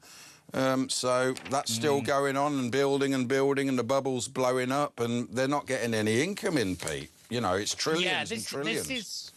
There's a company called Nvidia. They do basically all the kind of Nvidia for Nvidia. Sorry, that's the and one. they're sort of investing in the AI firms to buy their own chips, and then the Chinese, who've been denied these chips by Trump, are starting to build other things and cheaper things and working their way around it. And actually, maybe they would have been better selling the Nvidia to them because they're going to come up with something, and then that's going to be redundant technology that they've spent billions on. Yeah, this is one of the problems of things like the tech race is eventually within 10 minutes, something you've spent billions on is absolutely worthless because somebody brings something else better that you didn't know about. So, the one thing we always have to be thankful for is that the Chinese tend to kind of steal everybody else's ideas and copy them very badly. If you look at the kind of the Iranian missile dome. Yeah, all right, but not their drones and robots. Look, even Elon Musk goes, look at what these Chinese have done with these robots. I mean, they were dancing, and our ones are like this. You know, they're all right, but the Chinese ones are flipping with swords and that, and a bit like Theresa May, the Elon Musk. Maybe that's what she was, their drone technology, they seem to nick technology, but then they do better things with it, and also only with certain bits. Only with certain bits. But the bad bits. I mean, drones. What if they make drones that are like the size of a flea and they go in your head and blow your head up, Pete? Have you thought about that? Well, I am now, thank you. Yeah. Well, also, I'm looking at Japan, and they've got this new train that like, sort of, it's got wheels, and then it floats. It's like, and it goes 600 miles an hour, and they're building it right now. And I'm thinking, look at us with HS2. That's what they did 40 years ago. We're so behind, aren't we? They do it through electromagnets. So the way that they're doing that is through electromagnification. So that's what we should have been doing. But because, we've got to look after a crested newt and the bats and, all the rest of fish, all the animals of, the woods, that we can't actually build anything. And by the time we build something, it is drastically out of date. You have to remember, in China, HS2 is studied at universities as to how not to run a public works program. Yeah, well, they're right there. The irony is, we invented everything. We invented, I think, the maglev thing. We just use it between terminals at airports, though. We invent all this stuff, and then the rest of the world runs with it, and we're just useless, aren't we? I don't know why we're so useless, but it gets sold to foreign countries. Germany never do that, and we're just not good at we're good at inventing it. We're the best at that, but then we lose it, and we're very good at the best stuff like cars like Formula One. We still do a lot of that audio, but we're just no good at mass production and industry. And there's no chance of industry now with the energy prices as it is. Exactly. That's just what I was about to say, that basically we're really good at inventing stuff, but we never know how to commercialize it. And more importantly, we tend to give a lot of our tech away. So if you think about things like, for example, computing, most of it was invented in the UK, and then we gave it to America. We just gave them it. And then you look at most of the green technology, we just basically put that on the open market. Viagra. Everything. We invented, Industrial Revolution. We invented Viagra, and then the Americans, Pfizer, I think it's an American company, bought it and obviously ran with it. It's actually quite hard to run with it, isn't it? Although some huntsmen do it, apparently, because it stops it getting snagged in the bushes. It's a good. If you're going to hunt, it's the best. I don't spend much time in the bushes. No, but we might. Oh no, that's true. Also, Fraser snaps up. Fraser Group, I think Mike Ashley snaps up Harvey Nicks for 40 million as Ashley pushes retail group up market. Harvey Nicks. They even have them up north, don't they? These Harvey Nicks. Yeah, it's in Manchester, of all places, as well. And yeah, Leeds. So Leeds is one in Leeds. Yes, there is one in Leeds. I actually think the Leeds one is the second one, and Manchester's the third one. Yeah, it's one of the first ones. The Leeds one. Yeah, because Leeds at one point was actually known as the kind of London of the North. It was the northern capital city because it's where a lot of the banking sector had their secondary offices. And then they kind of let that slip and they all moved to a place called Spitalfields in Manchester. That's when they always copy London, don't they? Oh, we're London, we're the London of the North. And, like Burnham, he was all obsessed with, he still is obsessed with Manchester. I lived in Manchester for 3 or 4 years, and you do get that instantly, and you think Manchester's great, because everyone goes around going, we're great, and we've got the football, and they were great, and they still are great, but you get that sort of thing, and Birmingham's the opposite. We don't like to show off. Oh, no, don't show off. And the thing is, when you leave Manchester, you do think it's great, and it takes a couple of years, and then you realise, actually, there's no comparison to London of any city, really. Yeah. I mean, when you look at the kind of the investment, the creativity, all of that stuff, London is so far above every other city in the country. With the size of it. When you look here on the balcony and you just see the spread of... it's got about incredible. 5 different city centres. It's not just the city centre, I always joke around that you can get on the tube and you go through each different season of the year just by sitting on the tube. London is that big. That's how long they take. It's raining in London. Yeah, it's one of those things. You say it's raining in London. You can say, well, which bit? Because it doesn't mean anything because of the size of it. As Manchester, you could probably walk from one end to the other in about half an hour, 40 minutes if you really wanted to. Yeah. But when it comes to this kind of the investment and the buying of Harvey Nicks, we're losing big institutions. We're losing the kind of the retail pull factor as well of the UK now, because Harvey Nicks, it's a upper middle class kind of brand. So that brings in people. Don't forget we have people come from other countries to actually shop in We have places flagship like shops in shopping centres like M&S and Anchor Shops and John Lewis. And a lot of those are leaving, the actual shopping centres, and that ruins, that ruins the whole thing. And again, it's not just that we lose the ability to pull in the customers on the high street, we lose it. We lose foreign people coming here to want to buy things like that. We then have a jobs problem. That leads to a benefits problem. Again, people keep, the problem with this government and the Labour Party in general is they don't think longer than the end of the headline. They just think, oh, well, we managed to save this little bit without thinking of the knock-on effect. They do it as they go. But that's the problem with our democracy. People are never in it for the long term. They're in it for the, 5 years, and hopefully we win the next one. And that's the advantage that China has, and authoritarian countries, they can do that sort of thing and keep the advantage of a dictatorship. Yeah. Realistically, you know exactly who's going to be the leader. If you're the leader, you're able to do things like that. You can actually have a long-term investment because you don't have to bother with an election. And also in the FT, Swarovski boss says women buying own lab-grown diamonds is very endearing. I don't even know what that means. 03444991000. It's talk. And Pete Barnes is talking to us, the election result. If you're listening in the morning, you'll know. So should we just declare Farage's? No, we better not. So anyway, 03444991000. Call us on that or WhatsApp message us on that. It's Ash with Pete Barnes going through the papers. Ian Collins, if you're listening in the morning, is after this and will be after these ads.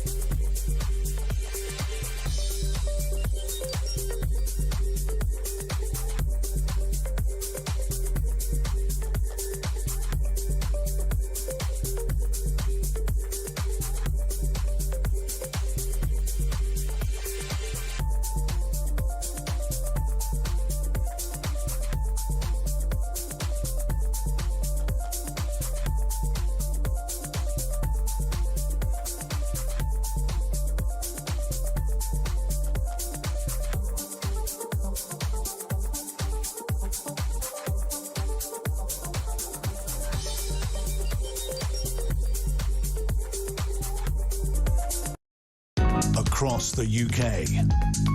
On DAB+, on YouTube, on your mobile, and on your side. This is Talk. 03444991000. It's Talk. Andre's had the night off, and I'm with Pete Barnes. We're going through Le Papier, tomorrow's papers today, looking into the future. Unless you're listening in the morning, Ian Collins will be next if you are. Anyway, the Metro. Hi, Pete, are you there? I'm here. Any more data from the by-election? Yeah, so in terms of postal votes, apparently arrived in time to be eligible to at least be counted through. There was 10,700. Is that a lot? Sounds a lot. It sounds, yeah. So mixed opinion, but I think that's on the higher side, actually. And I think, again, it's likely to be older voters. So I therefore think that, again, it's trending in Farage's favour. We don't know. But again, the traffic seems to be all going in his way. So I would take that as a kind of what's the demographics? What's the demographics in Clacton? Is it what sort of population is it there? So it's in a way, it's actually very similar to Makerfield. It's a it's a working class. It actually has one of the most deprived areas in the country. You know, it is an area of real economic decline. There's not a lot of opportunities in terms of the people. It tends to be white. Blue collar kind of jobs. Salt of the earth types, people that made this country. Farage's people. This is why he's one of the reasons he's called this by-election is he's retreated to safe ground. I mean, the idea that Clacton would ever not vote for a pro-Brexit traditional conservative figure like Farage is, it's just fantasy. Let's not forget the Douglas Carswell, was one of the MP. He actually won a higher vote share in his by-election than Nigel Farage won in 2024. So, again, this is his home territory. This is home turf. So, again, this is why we're not surprised if he wins. It's why did the people come out to vote for him is the vindication factor. But, yeah, it's we were going through it now. Interesting. And if you're watching on the screen, there they are counting 3-foot ballot papers. Unbelievable. The Metro, record 2.5 million trips to A&E as temperatures soar past 38 degrees C. It was the hottest day in this year. I think this is the hottest summer on record. I mean, it has. I mean, I've been around. This has never been like this. I love it. I don't want it to stop. I mean, Really? Yeah, I mean, if I know it's a bit hot, Pete, especially today, but I'd rather have that than the dreary, depressing stuff. Oh, no, give me a cold, dreary, because you're northern, you like all that. Yeah, exactly. I just feel at home. I feel right at home. Like Lowry. Do you like Lowry? Yeah. I like Lowry. I do, actually. Matchstick men and cats and dogs. Anyway, so record 2.5 million trips to the A&E. You see, I'm going to give advice, because 2 people I've said it to today have said, oh, that's brilliant, I never thought of that. What I do when it's really hot, those 2-litre bottles of milk? I get those, right? And what I do, I'll get it out of the fridge, which is really hot. I just lay it on my chest, and it's amazing. Or cans of Coke, put them under your armpits from the fridge, and it's like aircon. And as long as you've got a 6-pack, you can then replace them and then put them, get the new... And that's the way to keep cool. So and a lot of people I didn't even realise it until the other day when I did it. I thought, why isn't everyone doing this? And why isn't people being advised to do this? Because that's sort of our only air conditioning that we're allowed. Cold things out. So, or get a hot water bottle and pour water in, freeze it, and then just... so there's ways of doing it. One of the things I actually heard people were doing when they were buying for dogs, there's these kind of cooling blankets, and apparently they were buying them and putting them under the mattresses, putting them under the sheets. So when people slept on them, they were naturally cooling as well. I thought that was quite a smart one. It's that gel stuff, that you put in those fridges that you take out and that. Yeah. Heat waves have seen A&E departments enjoy their busiest time ever, with a record 2.5 million patients attending last month, and more than 3,000 people a day had to be cared for in hospital corridors or makeshift areas for the second month in a row. Sarah Scobie, Director of Research at Nuffield Trust, said the fact we need data for corridor care shows how far A&E, so people are in the corridors, 38.1 degrees in Kew, hottest day of the year. When nursing staff are being admitted to the very hospitals they work in because their workplaces cannot handle the heat, it shows up. So they're actually, even the people who work there are getting heat stroke. And some people, I remember I was with a girlfriend at the Dead Sea in the summer, and it was like 45 degrees. And it doesn't matter if you drink water. Some people, they just can't take it, even if you know, they drink water and everything, they still get this sort of sunstroke thing. It is very dangerous. So it is. Make sure, it really is. And a lot of people are going into like M&S or you know, shops, and it's amazing when you go in and the cool air, isn't it? You know, especially by the fridge. I saw a very funny tweet from somebody actually earlier today. He says, I'm very happy to have a date in the frozen aisle of a supermarket. And I thought that was quite funny. You know, that's where people are kind of hanging out now. But well, the interesting thing about the A&E visits is actually you could link it to the fact that nobody could get a GP appointment because people are being forced into hospitals because we don't have any kind of local GP services anymore. That is putting the extra strain on because people can't, you know, go to a doctor, so they have to go to a hospital. So that just puts more pressure and more resources being needed there that we just simply don't have. So again, if you want to actually help hospitals, you take the patients out of those and you put them in local services. So that's why having a local doctor was always a better idea. But again, we don't do that anymore. No, it's a terrible system. The Daily Star. Two horrible stories: apocalyptic wildfire. That's I think it's Stourbridge, and serious injuries after train derails on hottest day of the year. Horror on the 224. I think this is a train that goes to Eastbourne. It happened in Lewis. I think it's the one that goes from Victoria to Eastbourne. I know people that obviously I have a link to Eastbourne. I know people that get this. A major emergency was declared after a horror train derailment as temperatures hit 38.1. 2 people were seriously injured when the 224 from London overturned near Lewis, Sussex. I mean, when you see it on its side, I suppose you've got to praise that people weren't killed. I mean, maybe that is something to do with the technology. They do look pretty... I mean, obviously they're in a bad condition, but they're not like, you know, when you see old train crashes, they're just totally destroyed and maybe they're safer. But thankfully no one has been killed, but 2 people seriously injured. So our thoughts are with them. And the Daily Mail... The nightmare of living with a sexsomniac. I think that's someone like who pretends they're asleep and then, you know what I mean? Have you ever... I'm on the advice of counsel. I'm not going to continue. Right, I have no idea what we're talking about. I have no idea what I just said. And Inferno, the hottest day of the year, rampant wildfires engulfed streets of family homes. Wildfires caused apocalyptic scenes last night as they engulfed homes. Horrendous. All these homes on fire. This looks like LA, you know, when they have those fires. Temperatures soared to 38.1 as firefighters battled several infernos across the country, so it's happening all over the place. Of course, it's like Tinder out there, hasn't rained for weeks. And it's the story also, I'm just going to say really quickly on this point, it's actually the fact that we have programs like Rewilding. There's a lot of research now that has shown these kind of net zero pro-environmental policies meant that you didn't clear out the brush. So therefore... That's what happened in LA as well. Everywhere. Yeah, exactly. Because the hedgehogs like it. That it's everything to do with carbon dioxide and all this kind of stuff. It's not. It's their own policies are causing destruction. Yeah, because the hedgehogs like it. Do they like being burnt alive? No, they don't. So, you know, sort it out, all this ridiculousness. You know what I mean? Now all the newts have been burnt, the bats will be burnt. So, no, it doesn't help anyone in the end. So that's horrendous. And also, you know, there's been stories of, I don't know about these, but, you know, people starting fires. And that's what happened in the States. But hopefully it's nothing to do with that. It's just horrendous. But the other story that's being kept quiet is about the farmers. I've heard on the grapevine that farmers, the harvest is obviously no good because of this heat. I mean, there's big cracks in the ground, but they're keeping it quiet to stop all the panic. But then a couple of weeks ago, they said we better all stock up. It's weird, that message, wasn't it? Do you remember a couple of weeks ago they said you better start stock? They normally never say that, and it didn't panic people, weirdly. No. I think it's one of those things where people don't really believe because we've been catastrophizing for so long that, you know, it's the boy who cried wolf situation. But that's my big fear on a lot of this stuff.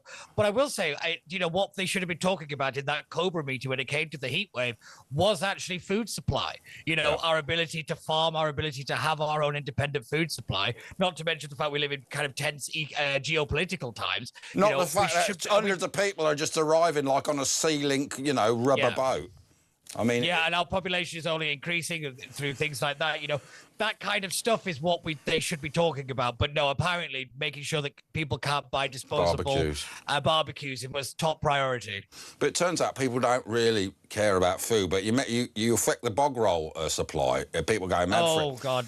Do you remember the bog roll crisis? I remember. I do. I went do. out here. Wait, did you survive the bog roll Well, wars? I had a bog roll miracle because I was working. I was one of the only people who came to work every day because you got free lunches for some reason during COVID. So I'd have a couple. You know what I mean?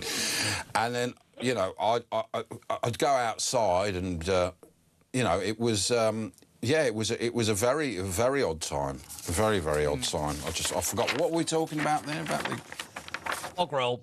And this was I went out there, right, and there was no one there. It was like 28 days later, and I went to the M&S. All the shops were still open, weirdly, no one in there. And I went in, and they just stocked up with bog roll.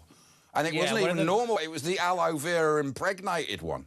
Wow. So, I wouldn't normally buy that luxury stuff. But I thought, this is great, and I fill my boots. And definitely. You've got to treat yourself every now and then, haven't you, Ash? Well, only 8 rolls because I wasn't driving. You weren't a hoarder. Yeah, no, I didn't hoard it. Used sparingly.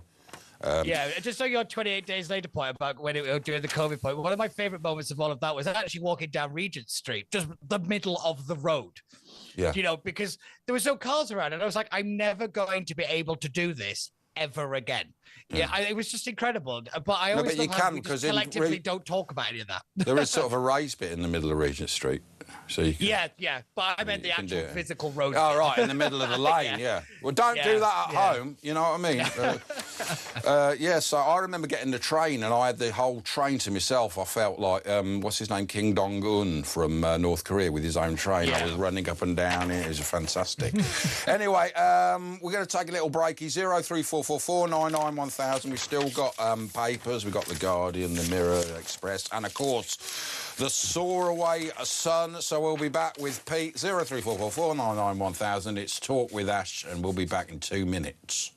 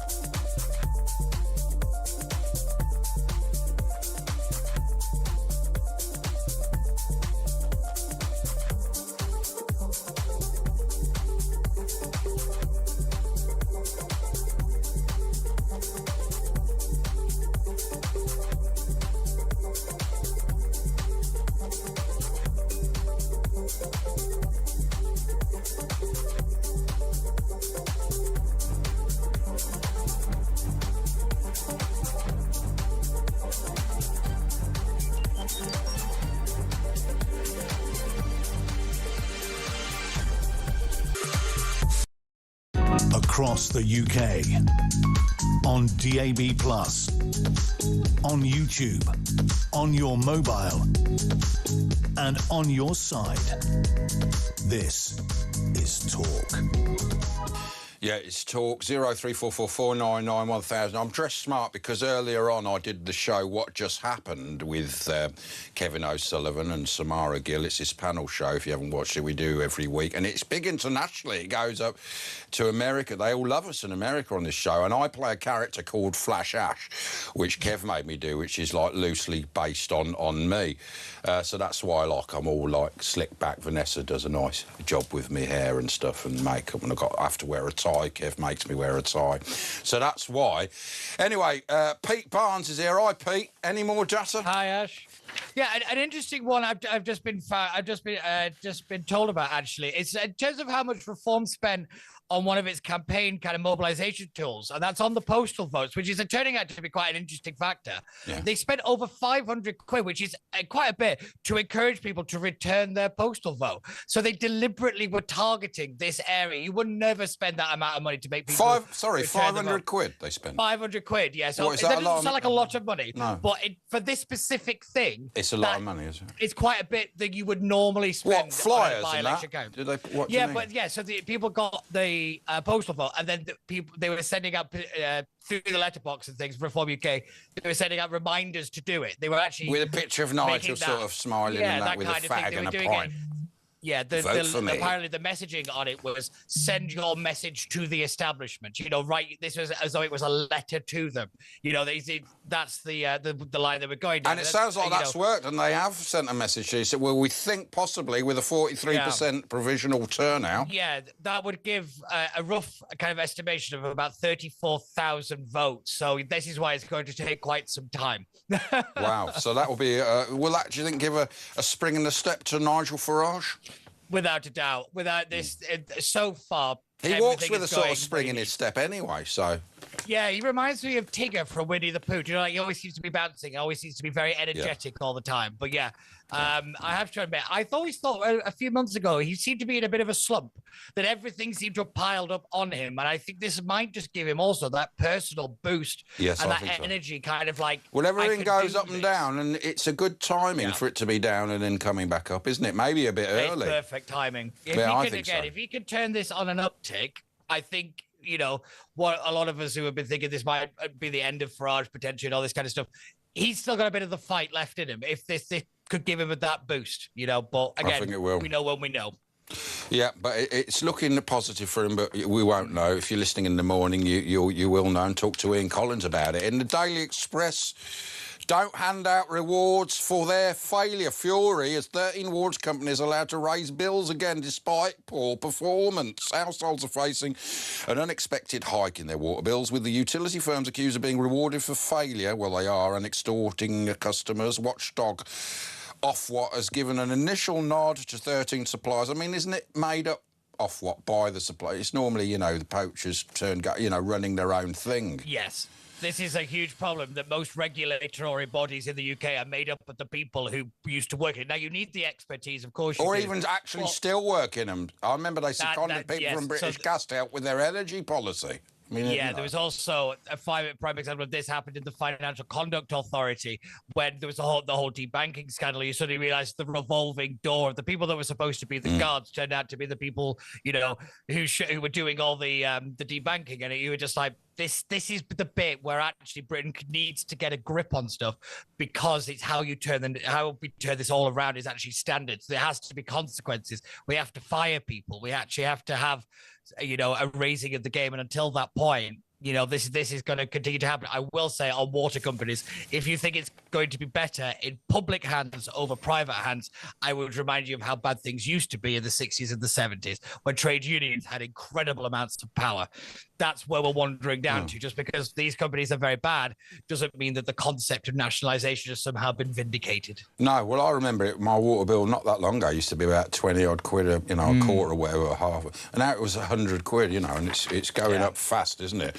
But like you said, things are changing, and I think that Professor Uday, the guy who was just, he'd drink 20 pints, do a marathon with a broken leg, he couldn't speak, and then he passed this exam. He was on 7-Up when he wasn't even born. I mean, that is incredible feat.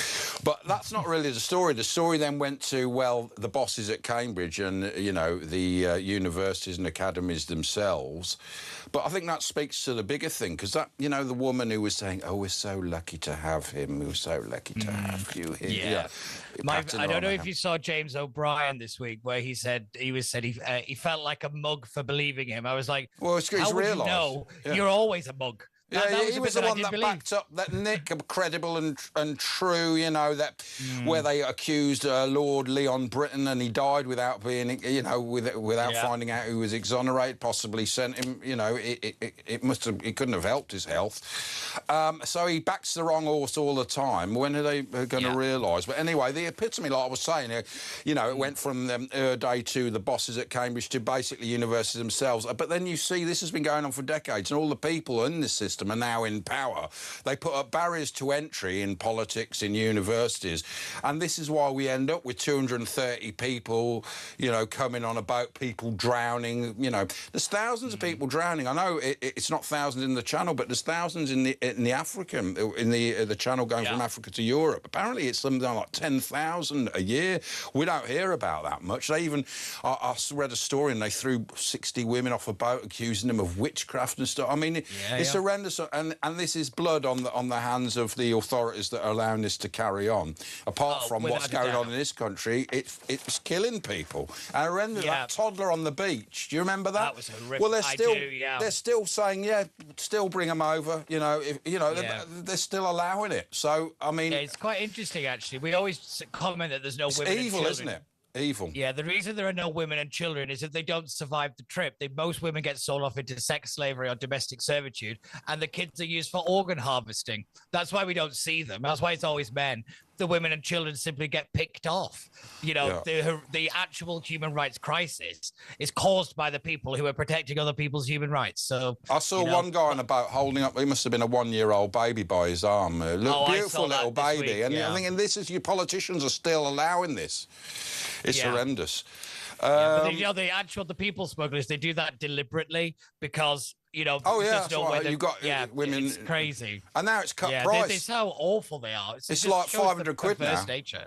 It's become that. They don't charge $5,000. It went down to 3. And now you can get 500 quid return ticket. I think it was in 2025 at Christmas. They were doing buy one get one free. Soon it'll be cheaper than getting the Sea Link or whatever, Townsend Torsen. It'll be cheaper than that. I quite like Chloe Dobbs this week. I haven't heard. Is that a cruise liner as well? Oh, no, yeah. I think so.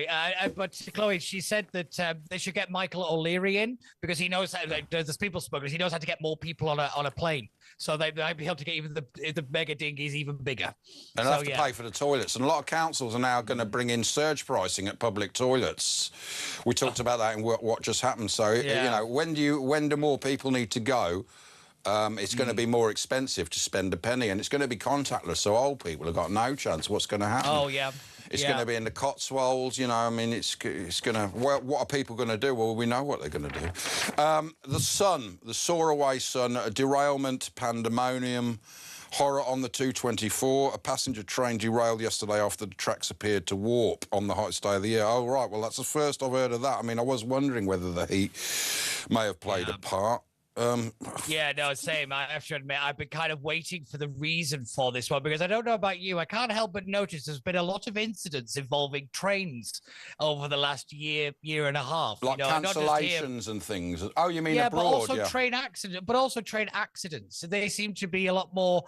A lot more common than they ever were from when I could kind of remember. Well, do you think this is again? 18 months. Do you think this is again DEI hiring? With DEI, you're not getting the best of anything, are you, ever? No, meritocracy is the only way of achieving the best, and that's just fact. That's just This physics, is also the big problem of the Our Day story, is if this guy was also been able to be elevated into being a Cambridge professor, who else is in a job that they're not qualified to be doing? Who hasn't actually said he runs marathons and played for Crystal Palace? Someone who's laid under, hasn't done the stupid stuff. There's probably loads of them. I mean, we all, we have our suspicions, and it's bad for people who have achieved it, on merit, and now people are wondering, well, did you achieve it on merit? Or, you know what I mean? And it's bad 100%. On them.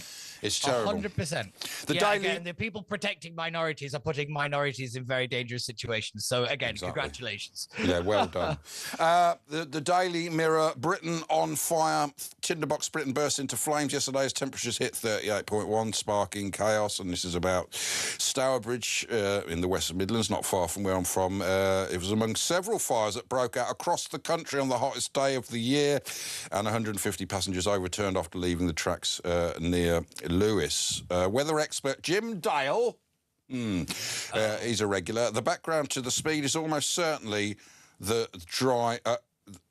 The spread is almost certainly the dry conditions, right? Okay, and then he'll blame that on the global warming, and also Britain's best pubs in the Daily Mirror. The Guardian, universities fear financial turmoil amid slump in overseas students, so they're not coming. University leaders are warning of the financial turmoil in Britain's higher education system after new figures suggested a collapse in international student numbers would deprive the sector of vital income and undermine its future. Well, they're making ridiculous courses and stuff. They're spending too much money. Have you seen how lavish some of these universities are now? The stuff. Oh, it's ridiculous. How much vice chancellors of universities are paid, and if you can really tell me what they actually do, you're doing better than most people. Near the best part of $500,000, don't they? Yeah. But this was always the problem: is that universities became addicted to the public purse because that's what essentially tuition fees are. There was no actual, commercial awareness that if that money tap turned off, what suddenly happens. And this is why you've got the Mickey Mouse degrees, to keep the money pouring in. Look, because Pete, we've got to say goodbye to the morning people. Bye, morning people. Ian Collins is going to be on after this, and we're back. Right, carry on, Pete, as if nothing happened. Yeah. So basically, this is why I say that universities aren't run properly. They're not run like businesses. There's no kind of profit or loss, no kind of commercial awareness. But again, we've been warning about this for a very long time, and nothing was ever done about it. The PM's angry as water firms add 3.4 billion to bills. Yeah, of course he is. Anyway, you've got about 30 seconds, Pete. Anything more that you'd like to get off your chest before we send you into the night? Literally, we're just going to keep our eye on the numbers coming in. But so far, the electoral traffic is going in Reform's favour. But at the end of the day, it is still not a kind of everything's okay for the Standards Commission and all the rest of it. But we've just got to wait through the rest of the night. But I'm thinking maybe 8-9 o'clock, we might be a lot more certain on where things stand. Thank you. Very interesting, that is. I might even get up early. No, I won't do that. Anyway, join us after the news. 03444991000. Ask us, call us. Do it now.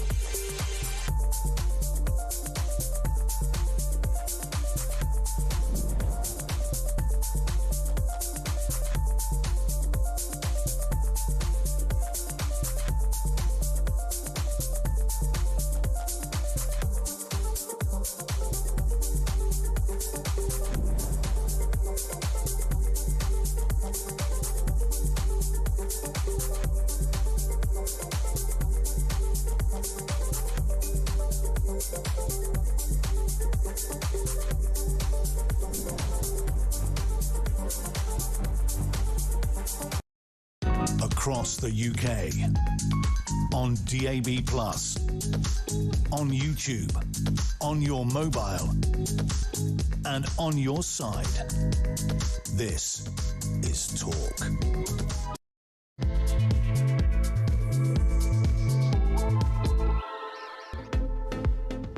Right, yeah, it's Ash Andre's got the night off, and we're going to go live to Clacton. We're going to speak to Jess Kane, who's a political commentator, and is she there? Is Jess there? There's apparently a Farage Fest going on. What's that like? A sort of Farage-type Glastonbury thing? What's going on? A Burning Man, It's a massive festival. Is that... Jess? That's not Jess. Hello. How you doing? It's a massive festival What's going on? here. I'm here with Chris Rose. I am. And look, it's a massive festival. Christo? Let's turn the camera around and show them this amazing festival. Look, Yeah. it's Oh, more and that's like the a music Farage. Where is festival everyone? than it's an actual sort of rally. You can't believe it, really. It's off the charts, phenomenal. It's a true celebration happening here in Clacton. But where is everyone then at this festival? I can't see anyone apart from Everyone's doing Christo. dancing. We've just got in. Where are they? I can't... Is it just you and Christo? Can you take us into the festival? Show everyone coming in. Show everyone Is coming in. it noisy? Oh, yeah, it's very noisy. Look, there's Bruce Unfiltered. Right, oh, all right there, yeah. Where's Nigel? Is Nigel around? Nigel. Is Richard Tice down there? Is anyone down there? Any of our mates down there that we know? But it's going to be a great party. Very good time. Very come to the boarding, yeah. Who's that? Is that Christo? Yeah. Well, look, but we've only just got in. We're looking forward to a great night of celebration. There's going to be booze, there's going to be drinks, there's going to be food, and there's going to be a Cigarettes celebration. with Nigel. There'll be a Rothmans. And so, is there a feel-good is there a feel-good factor in Clacton? Is it all? Is it looking good? Is everyone? We've been door knocking today, and it's been very pro-reform, pro-Nigel today. It's been a really positive result for Nigel on the doorstep, to be honest. Can you have a walk around and like chat to people? We'll just watch for a bit and have a look. Should we have a walk Yeah, around? go on, go into it. Yeah, let's have a look. The dogs see the rabbit. What's that? There's a Ferris wheel. What's that? It's got a whole marquee. You're quite far away. Look at this. This is the Farage. If you're watching on telly. If you're listening on the radio, they're walking towards a sort of, it looks like a fairground with a circus tent. And this is apparently a Farage festival. Yes, it does have its own fairground going on as well. So there's a Farage fairground. Live music over here. Look, there's a live band over here. So it's like a Farage Neverland. But everyone's welcome. And so, and what sort of, is there music? I can't hear any music. Or is it just speak like Margaret Thatcher speeches and things like that? A lot of people you can see. Yeah, carry on. Go a bit. Run. You're quite far away from it. I mean. Okay. This is anyway. So we can see like there's 3 marquees there, a Ferris wheel. There's all fairy lights. I mean, this is incredible. Is Farage put this on? Yeah. Well, that seems like a yes. Anyway, so anyway, look, we're having a few communication problems, but carry on. You carry on. Go into the marquee. We'll have a look. If it gets too disconnected, we'll move on. But can you hear us, Christo? It's so loud in here with all the music. To be honest. Yeah, all right. Well, just go in and show us, and we'll say goodbye. But we want to see with the party. We want to see the dancing. Is Nigel not in there? You want to see the party at dawn? Yeah, right, just go in the party. Go on, get in there. I want to see Farage head spinning. Is he raving? Anyway, if you're listening on the radio, it's sort of freezing. They're getting closer. I mean, they're quite far away. It could take about 10 minutes, but we're getting closer. Here we go, and there is some people there. Paul, congregating around the fire pit. Oh, there's a fire pit. It looks quite good. It looks like they're having quite a good time. Can we... is it all disconnecting, is it? Yeah. Not a very good signal. That's one thing you should get sorted in Clacton. They need to sort out their signals. But I suppose there's a lot of people using it. Live watch party. Well, it looks a great party, actually, doesn't it? I wonder how long it goes on for. Anyway, Hello, we're here with a few other commentators. Hello. hi there. What have you got to say on the by-election? Oh, right. Okay. I don't think I'm going to be able to talk to these people, but I can see now we are actually in there. Go on, carry on. Is Lee, Lee Anderson there? He always likes. He's probably on the door, isn't he, Lee Anderson? He'll be the bouncer. I've not seen Lee yet. I've seen Sarah Potion. She's just over there. Oh, yeah? With Rob Jenrick. Is Robert Jenrick? There they are. Hold on. Go and chat to Robert Jenrick. He does some work here sometimes, so he owes us. Just waiting to go to Robert. No, I'm still there. What's... They're deep in conversation. I wouldn't want to disturb them. No, all right there they are. You can see them right there in front of us. Is Tice there, our mate Richard Tice? Some top secret footage right there. Oh, yeah, they might not want us to show that. Yeah, is Richard Tice there? Is anyone else over there? Is Suleiman there? Oh, I don't think they can hear us. We just sort of let them go more in. It's still taking them a while, but yeah, it looks fantastic. That's quite amazing. Isn't that part of election expenses, though? Doesn't that? Is he allowed all that to have a rave and a Farage festival? I mean, I like. Do you think it's part of the election expenses? Hello. Oh, no, I'm on talkTV. Can you say hello to talkTV? Yeah, I'm on talkTV. Yeah. This is Sarah Potion. Hi. Hi, Sarah. How? I can't hear. No, well, ask her how it's going and if she's confident. Anyway, Did you say hello to talkTV? who's that? Oh, hello there. Oh, is that Robert? It's Hi. talkTV. Hi, Robert. Is that Robert Jenrick? I can't quite. It's a nice jacket. We've all got our light jackets. Come on. So, Good night. All right, Yeah. have a good night. anyway, There look, you go. You've got a highlight there. Thank for you, Britt. That's Exclusive fantastic. Content. thanks there Yeah. to Jess. Thanks, Jess Kane and Christo. That was fantastic, wasn't it? So we all got a taste of the Farage Festival there, isn't it? Incredible stuff. I've never seen that after a by-election. This is what we want. Imagine what it'll be in a general election. In Australia, when you go and vote, you get a free sausage. And if you don't vote, they arrest you. Maybe we should adopt their system. Anyway, so 0344 499. Are we going to line up some callers? Are we going to take an early break? Yeah, so... Well, we're going to go to a break, but you get us your call in. We've got Heather, Rachel, Paula and Mark and you too. 0344 499 1000. We'll call you back as well, save your bill. Or you can send a WhatsApp message on that same voiceo, 0344 499 1000. It's Ash on Talk, and we'll be back with your calls after this.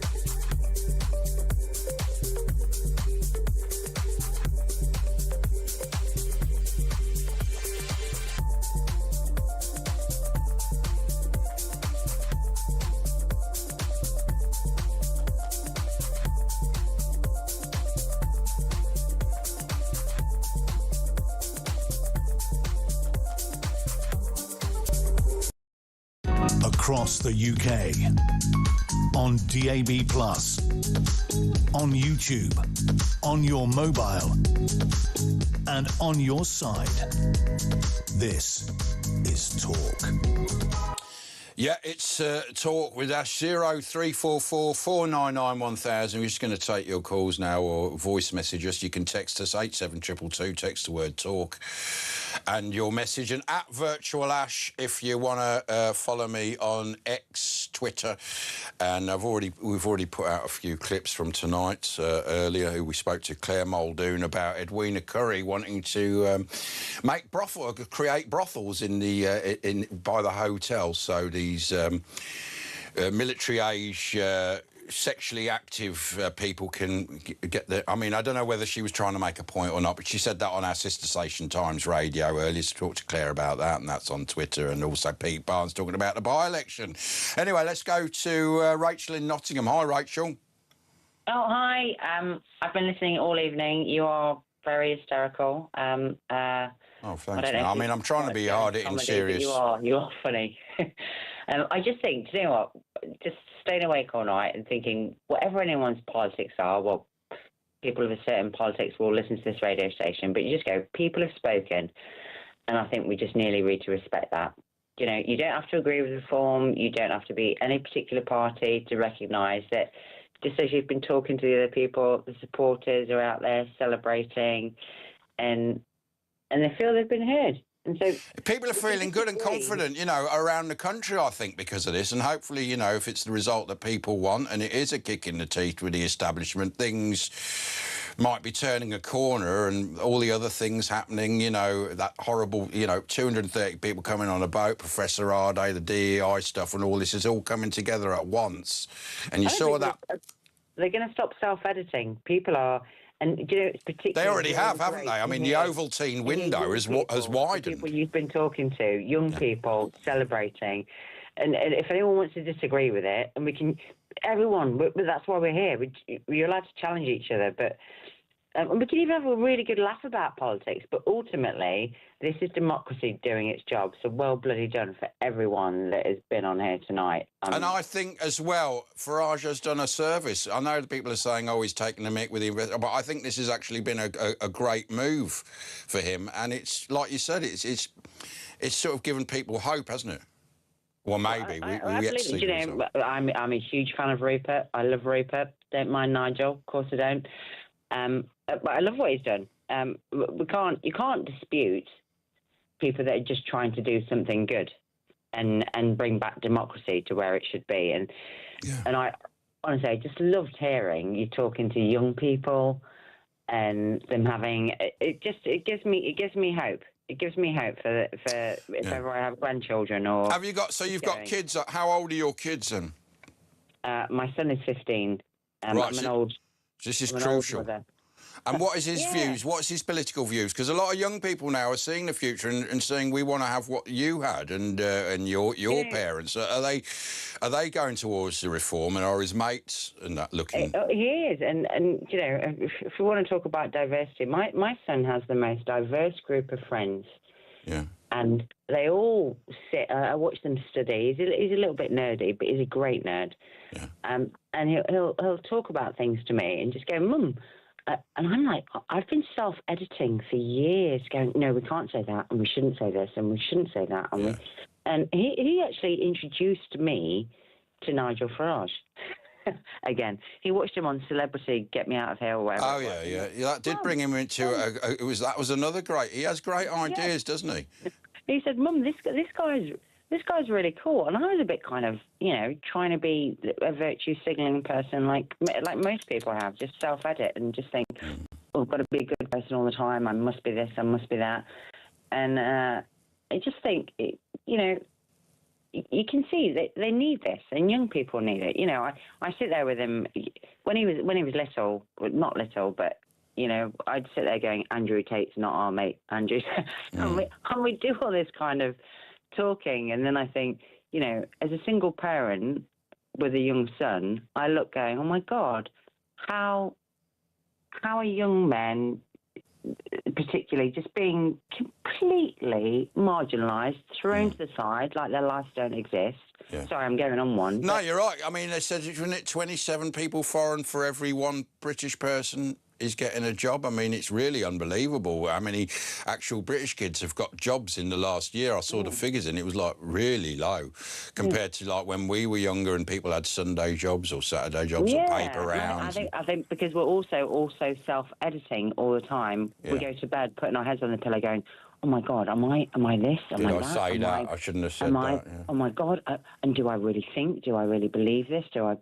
And then finally people are talking, and that's why I do like listening to talk, and I love listening to, you know, whether that was a festival or not, I don't know. But I don't know what that was. It looked like a fair, didn't it? But whatever it was, they looked like they were having fun. Being able to just go, do you know what? Yeah. Actually, this is what I think and feel. I'm not doing anything wrong. I'm not hurting anybody. I'm not. And we know that tolerance is it's a beautiful word. It's Beautiful let's word, be man. tolerant. Yeah, and it's good, man. There's an optimistic feeling. There's a lot of fun. And, you know, it's been very dark lately, and so there's a bit of a glimmer of light. Thanks, Rachel. Give us a ring another time. That was Rachel in Nottingham. Tony in Lancashire. Hi, Tony. Good evening, mate. All right, man. Thanks for taking Where the are call, you in Lancashire? Yeah, Blackburn. Oh, Blackburn, Lancashire. Yeah, bloody disgusting at the moment. Is it? Why, what's wrong? Yeah. Oh, how can I put it nicely? So many bloody illegals. Yeah, but Andy Burnham's now going to spread the pain. Everyone's got to take the pain. He's going to put them in wealthier areas. What's it like in Blackburn? Is there a wealthy area in Blackburn? I don't suppose there is. No. There's some no court. It's like Robert Why would you? said a while ago, but he got slated for it, didn't he? Yeah. So Another what? thing, right, my question is, Yeah. right, I think a lot of people should be asking now about this France, what you and Claire Muldoon were on about earlier on. Yeah, well, what the brothels, Edwina Currie, or just generally about people coming on? Forget about the brothels. Just people coming here, yeah, who aren't really, who don't like us, who are milking our system. They're breaking the law in it there. Well, not all of them, but a lot of them, yeah. Yeah, right. The question I want to know, right? I wonder if one of your presenters could ask one of the reform members, how about taking France to the High Court for neglect, which you have been doing, and aiding and abetting? Because don't forget how many illegals have died in that channel. Exactly. Someone needs to take the rap for it. Yep. And I think it's time we took France to the High Court, get our money back. Yeah, but not only that, I think, I don't know who it was with reforms, they will, this is their policy, that they will just return them to the beaches, and they're saying, oh, no, that is illegal. But, I mean, they're pushing them, they're guiding them on the boats, and if it's to save lives, it can't be illegal. If it's to save lives, you can't be done, because all you'd have to do is go to court, and by doing this, it stopped the boats and people didn't drown. I mean, they are bang on with that, and I don't think France would have a leg to stand on. Yeah, not only that, it's both of them fault, isn't it? Our government as well, for handing stuff out, freebies and all that lot, what's costing us. It's a flipping joke, Andy Burnham, especially, we need more mayors. Bugger off. Yeah, well, he's just a mayor, isn't he? He's like the mayor of Britain now. He's not prime ministerial. And I was reading somewhere, he said he had imposter syndrome. Well, he's right to have imposter syndrome. He's not even syndrome, he's an imposter. He's more of a bloody mayor for a bloody circus, he is. Because that's all what he's fit for, a bloody circus. I don't think he could even do that. He's like doing, galloping around, doesn't he? So what? Are you optimistic about what's going on tonight? Do you think the things? Do you think it's turning around? Are you like that? I'm hoping so. Come on, Nigel Farage, because I've voted Nigel Farage myself. I just want some common sense back into this country, and I think they'll bring it when they get in. And have you thought about getting into politics yourself? Well, a few of my mates keeps asking that, because I keep going on about it. You're a good talker, you know, you're a passionate man, you're from the area, obviously, and, you know, how old are you? You're like my age, about mid-50s-ish, 60? I'm in my 60s. And what did you do? What did you work as in Blackburn? Down cotton mills? I was laminating for a company in Darwin for... You were what, examinating? Yeah, laminating fiberglass, like. All right, OK. And is there still any industry in Blackburn, you know? Yeah, there is, actually, laminating. It's like fiberglass roofs and stuff like that, made out of fiberglass, sorry, like for building trade and stuff like that. Oh, so that's sort of, are you retired now, then? Well, I'm not retired. I've finished work, so I had a massive heart attack, virtually died. 2 stents in my heart, leakage valve, my heart's infected, a ruptured kidney, my liver's damaged, I had one of my toes amputated. To be honest, Ash, I'm ready for a bloody scrapyard. Well, you sound full of vigour. Because I bloody burn them. Oh, he wants to bring more bloody murders. We don't want any bloody murders. Yeah, no, we want don't. the boat stopped. Yeah, you know, and exactly. it's wrong. And we took France to the High Court for neglect and aiding and abetting. Because, like, there was, like over a week, like, when Neil Lee Anderson and all that lot, what's his other name from Conservatives who went to asking about the police, why are you not doing your job, basically? Oh, we've been doing... Do you know, they sound like a bloody seal, them police in France. Yeah, I mean, you're useless. They're just standing there while they're going out. I mean, they can stop them. The Belgians did it. The Belgians used to go out to sea and stop them, and then they were so successful that they just gave up doing it. And it started again in Belgium a few weeks ago, and they just started again, stopping them, and it stopped it. So we know how to stop it, and there's just blood on their hands, like you say.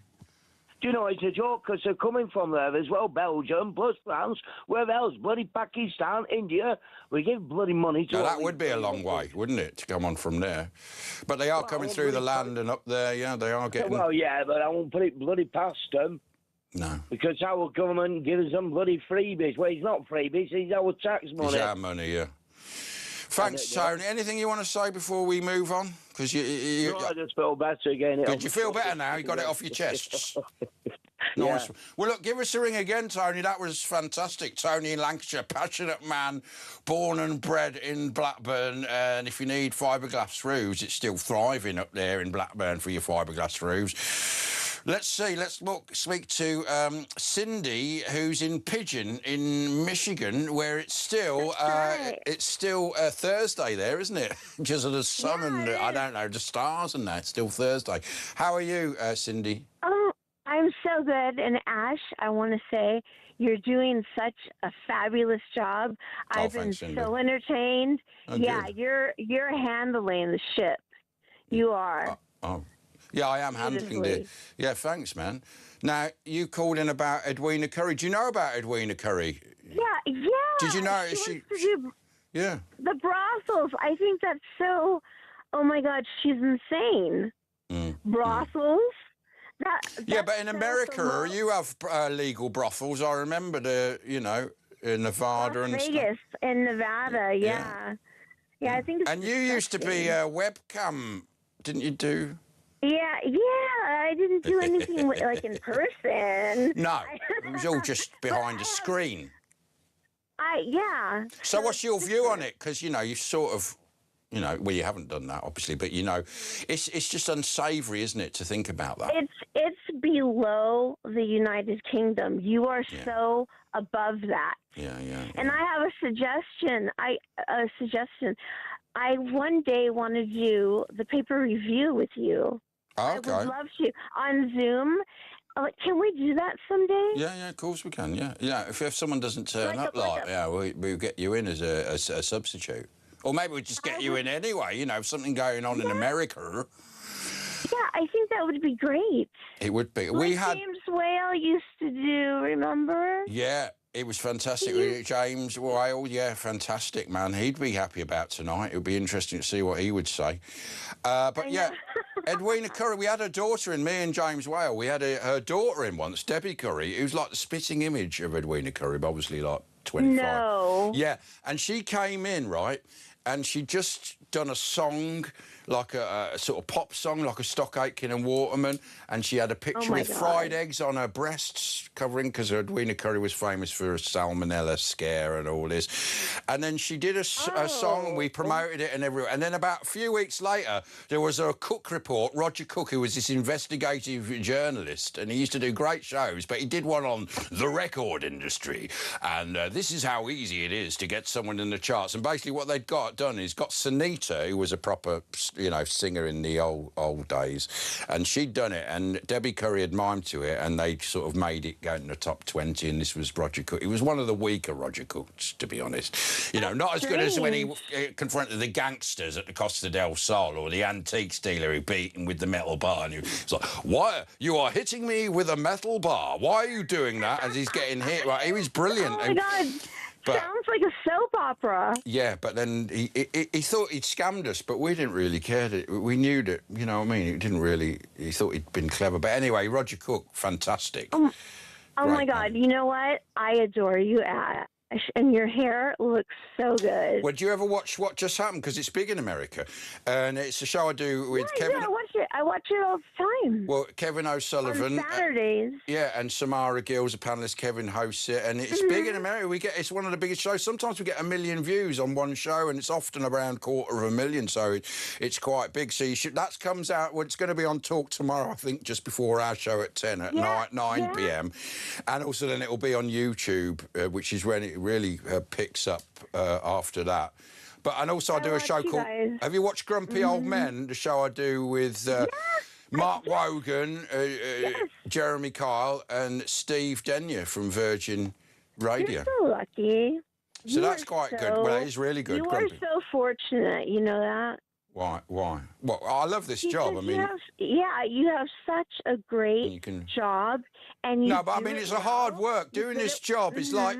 It's like, I mean, your husband will know, he's military. Me doing this for 3 hours is like doing a fighter jet sortie over the guy. It's that I'm drenched. I lose about 4 stone after each show. People don't realise this. Because you can't have dead air. No. So, and you can't also, like, you have to let the guests talk, and you do that so well. I just left a bit of dead air to say, you know, we can do dead air as well. Yeah, we even do dead air. Wait, don't say anything. You see, even that was good, wasn't it? I know. You can't do that. It was, actually, that was one of the most entertaining parts of the show. What's going on then? Because what are you doing tomorrow? I'd like to know what's going on with in America and that. What's going on tomorrow in America? For me, in America, I have lots of medical appointments. I busted my knees. Why? I have a torn meniscus. A torn meniscus? What did you do? Were you doing a twist? I mean, what did you get out the car the wrong way? What happened? I was trying to dance. Yeah, that can happen. I was working out too hard. What, the Jane Fonda thing? You do what? An aerobics or whatever? I know, right? What was it, that Simmons guy, Richard Simmons? Who's that? Don't know him. Okay, well, he was a very flamboyant man, let's just say. Oh, right, an aerobics person?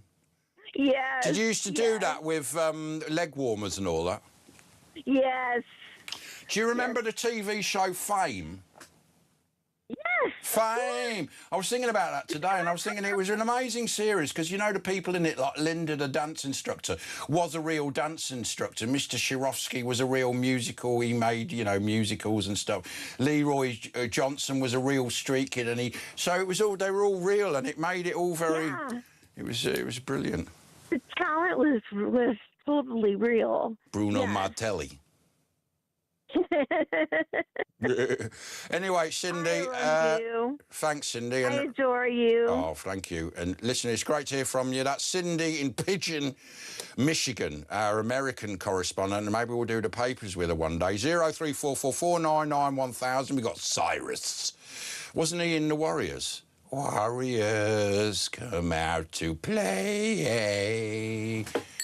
Warrior. And we got Roy, Paula, Grace, Graham, who's the British Bob Dylan, the troubadour, the talk troubadour. He'll be doing a song, and I'll be giving you some news over that.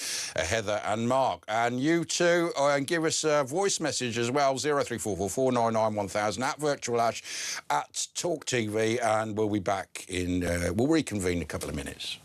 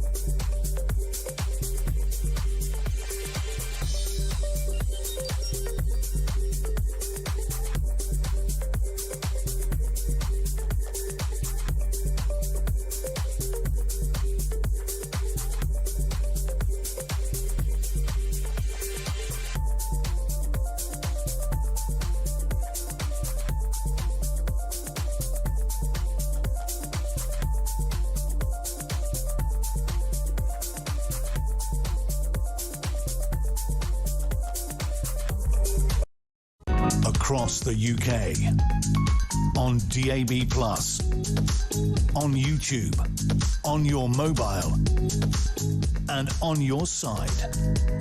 This is Talk. Yeah, I love Talk War. You should watch that. It's very, very interesting. I'll just turn my fan off, like my fans. I've got my fan because the aircon's a bit dodgy. Anyway, 0344 499 1000 is the number to ring. Cyrus has done that. Hi, Cyrus in London. Hello, Ash. How you doing, mate? You all right? Yeah, I'm all right. I was just coughing, but Good, yeah, good, I'm all right, good. man. You know, it's good to see that you're hosting the show, mate. You know what? You need to get away from them. They're all jealous of you, Ash. They're so quick to put you down. Is it my hair they're jealous of? My slick? I think. You know what? It's your strength, mate. Your strength. Thanks, anyway, they keep moving the goalposts, mate, on you. Regarding the working girls, Ash, I think, working girls, if there weren't working girls, there would be a lot more rapes, full stop. Simple as that, mate. And whether they're immigrants or not. So, I mean, they are doing a certain service there. It's a bit unsavoury, you know. Do we want that in this country? I mean, we recently just brought in, they're starting to introduce those squatting toilets. We don't want to go backwards in this nation, do we? Yeah, well, but think about it, Ash. Prostitute ladies of the night have been around for centuries. I mean, here we go. Oh, it's the oldest profession. Mary Magdalene was meant to be. Isn't it? How do they know it's the oldest? I mean, wouldn't a butcher have been before? Well, I think until you got the chop, yeah. But nice one, man. I was very quickly before you go. A couple of things. I'm not going anywhere, man. Oh right, okay. Yeah, man, relax, baby, relax. How come you don't have shows after you guys have finished? Why don't you get someone like me and Cindy come on? You're in there. Well, no, you can ring because Talk Sport and Talk TV become as one in harmony.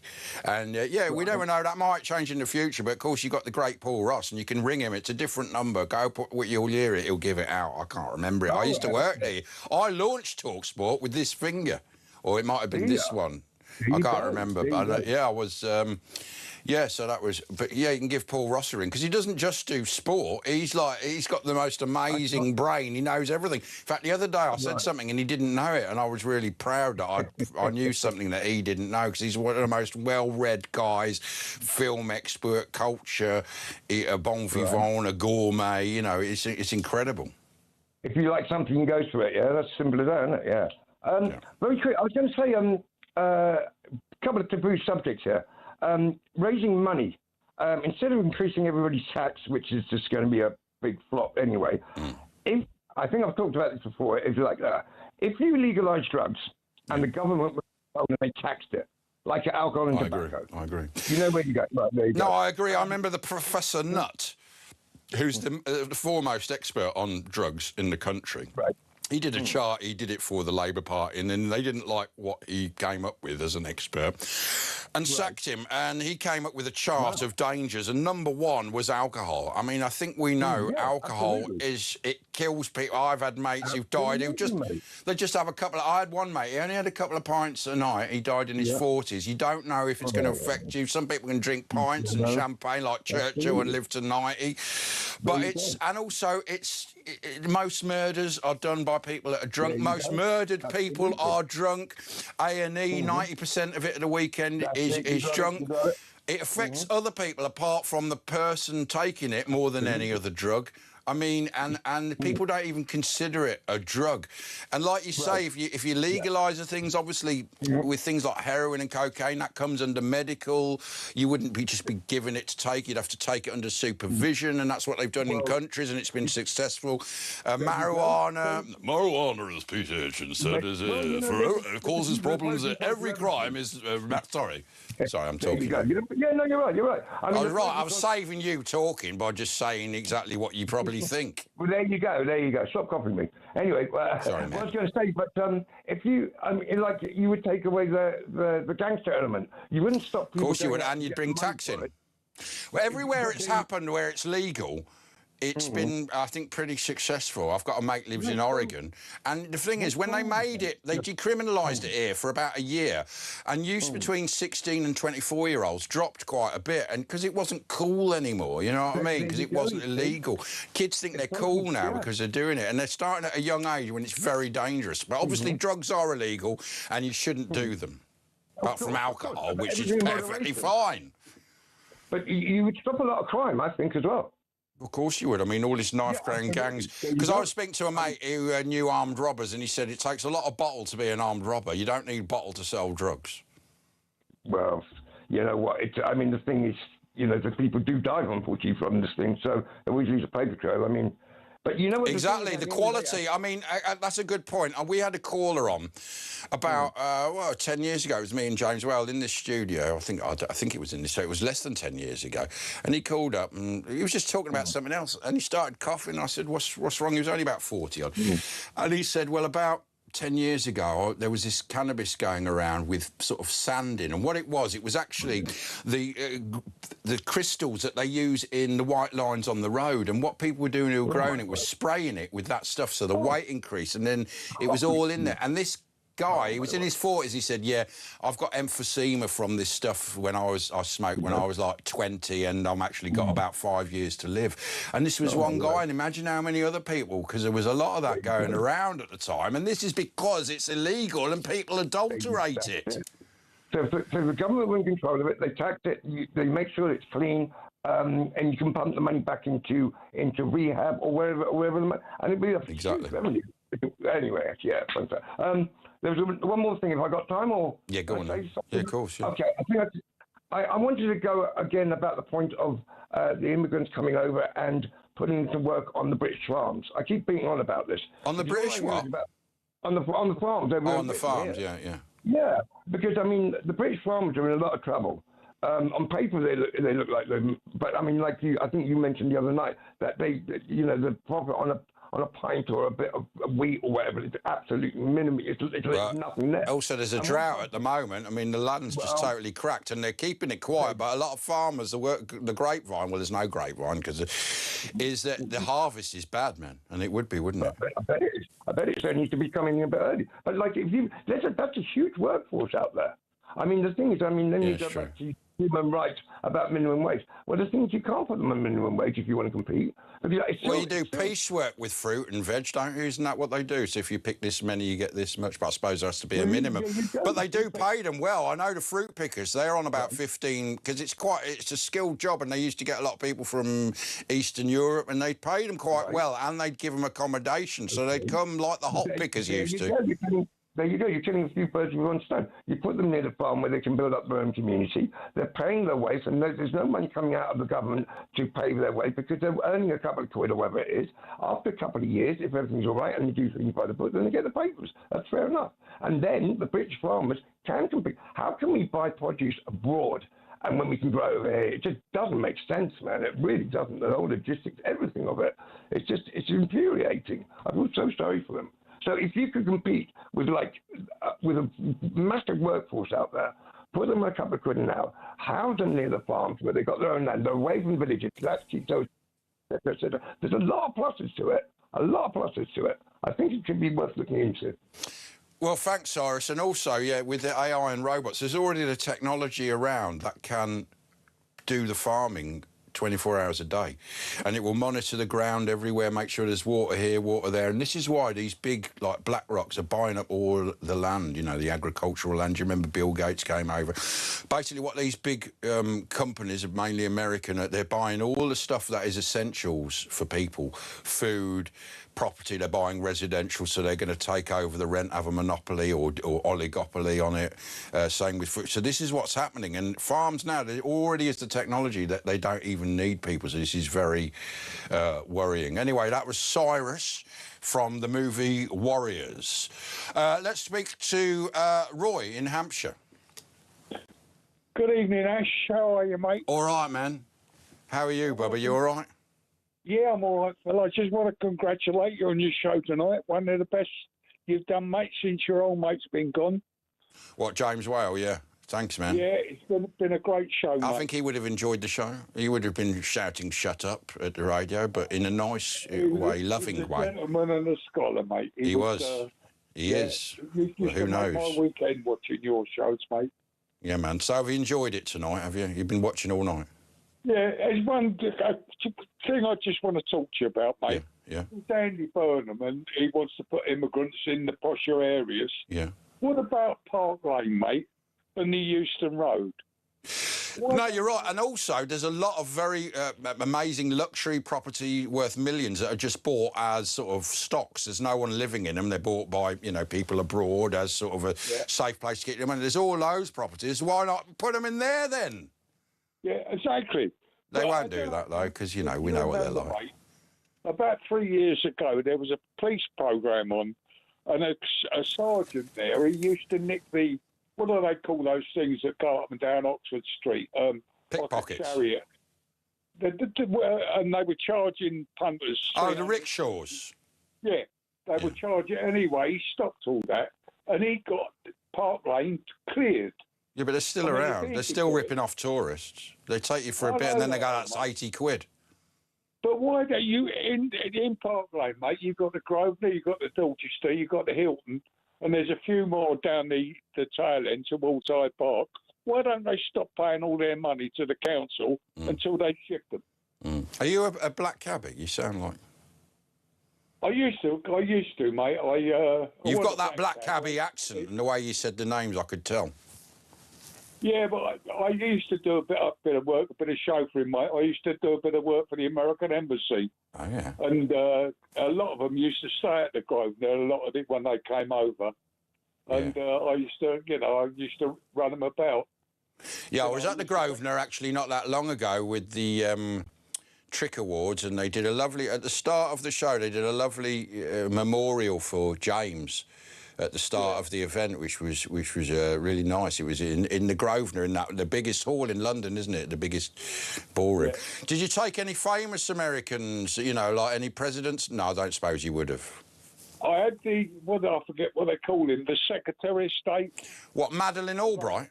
I had to go down to Gatwick and pick him up one day and take him up to, I think he stayed at the Portman Hotel. He stayed there. I had him. Yeah, because you know there's that house in Regent's Park which was owned by Winfield, the Woolworths magnate from America, but now it's now the official residence for the president when he's over here, whoever the president is. And the reason was because he owed so much tax. He said, "Well, look, rather than the tax, I'll give you this building to the American state," and that's how it ended up as the Americans' British home. Beautiful place. I mean, it would be worth a couple of $100 million. I was working for the American Embassy when Bush the Elder came over. He was over here for a NATO conference. George Bush. And I was actually in Winfield House when he arrived, and they put up these great big, they were about 20 foot high all around the place. Yeah, they do and that. All of a sudden, there were 5 of these Apache type helicopters. Yeah. And his helicopter when it landed. Yeah. And wow. So you were there when George Bush was there. I mean, did you have to go through all security, whether it would have been full of Secret Service? Tell us a bit more about it. That sounds fascinating. Yeah, I was also at the airport when he landed at Heathrow. So they booked you as a chauffeur to pick because normally they have their own security Cadillacs and whatever. That's all I had, mate. I had the Secret Service. I had one guy. His job was if he was shot, I had to take him to all the hospitals, all round on the way to London, and the other guy was in charge of Lancaster House. I mean, if the president got shot, didn't they get the helicopter to quickly, or is it still quicker in the car? No, they just had to cover every event. So you had to know how to get to the hospitals quick, and you obviously would have had a police escort, I presume. Yeah, the Hammersmith Hospital, the Fulham Hospital, Charing Cross Hospital. So you drove in police escorts. What was that like? It was fun. Because it's like there's no traffic. It's like they make the road empty for you. You can get anywhere in like minutes, can't you? Yeah. Also, I had to go down his street as well when he had a meeting with the Prime Minister. Wow, this is amazing. So you did proper... Well, I'll tell you the thing, the Secret Service guy I had... Yeah. When Bush, he was at Buckingham Palace having dinner with the Queen. Yeah. And he said to me, Roy, he said, I don't want to hang about. He said, pick us up about 7:30. I said, where? He said, outside Buckingham Palace. So I pulls up outside Buckingham Palace, and all these coppers with machine guns came up. And I've got a thing in that I was working for the embassy in my windscreen. I had a Jag at the time. Anyway, I looked round, and in the forecourt Buckingham Palace, there's this guy in his Burberry, and he's chatting up one of the women coppers. And I said to the police officer, that's the guy I've got to pick up. Prince Andrew. That's in there. Bob Bella, his name was. Anyway, he looked and he came running out. I said, never do that to me again, Bob.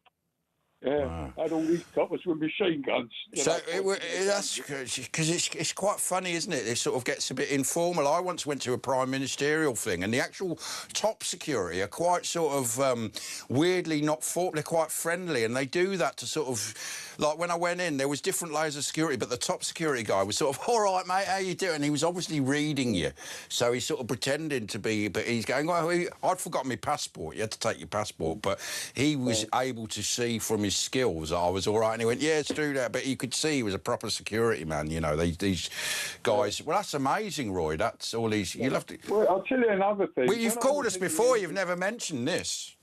When I was in the embassy, when Bush was here, his cars were there, parked up in the embassy. And you know, even when the cars are in the White House, his cars, a Secret Service sleep in that car 24 hours a day.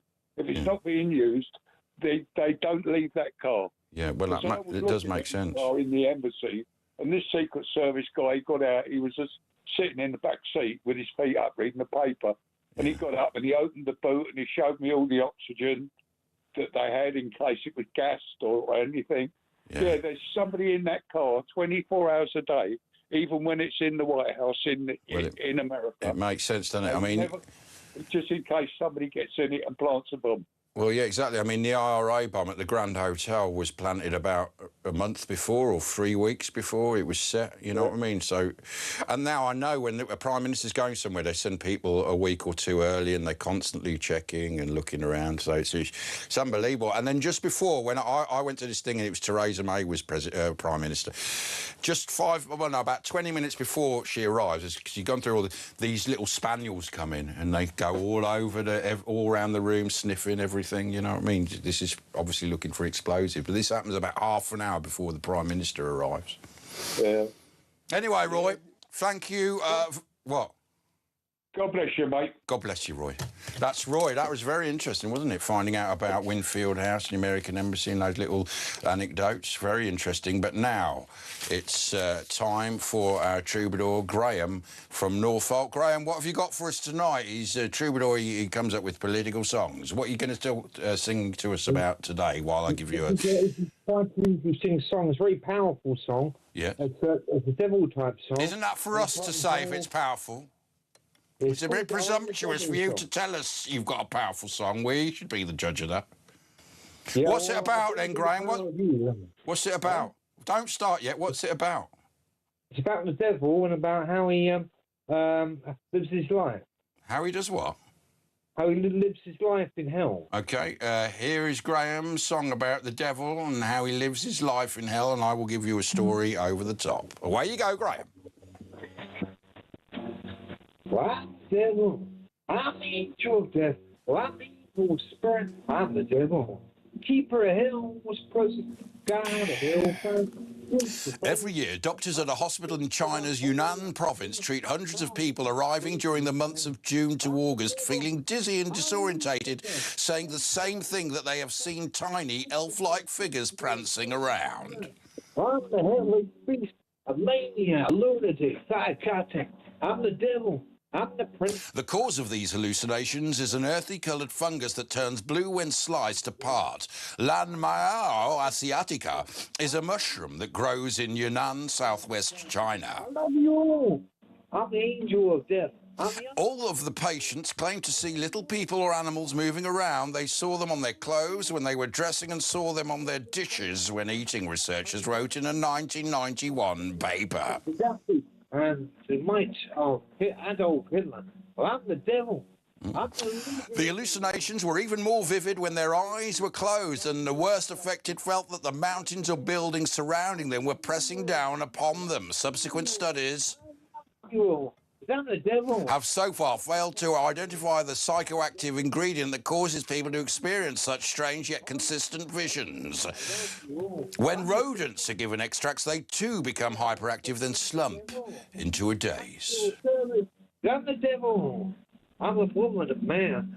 With the average trip lasting 1 to 3 days and sometimes up to a week, it's wise to be careful. Colin Domnoir from the Natural History Museum of Utah is studying the mushroom and has eaten it in places where it's prepared. My hell was prison. Oh, this hellish pub. Hallelujah to that. Amen. It's actually pretty good, isn't it? Graham, I'm fit. Carry on. Oh, okay, you go.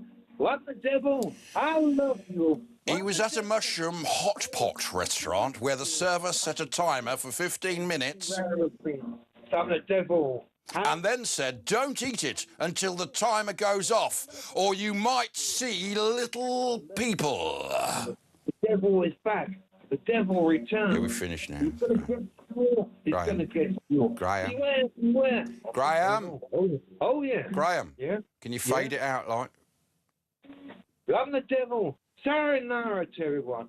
Grazie. Have a good...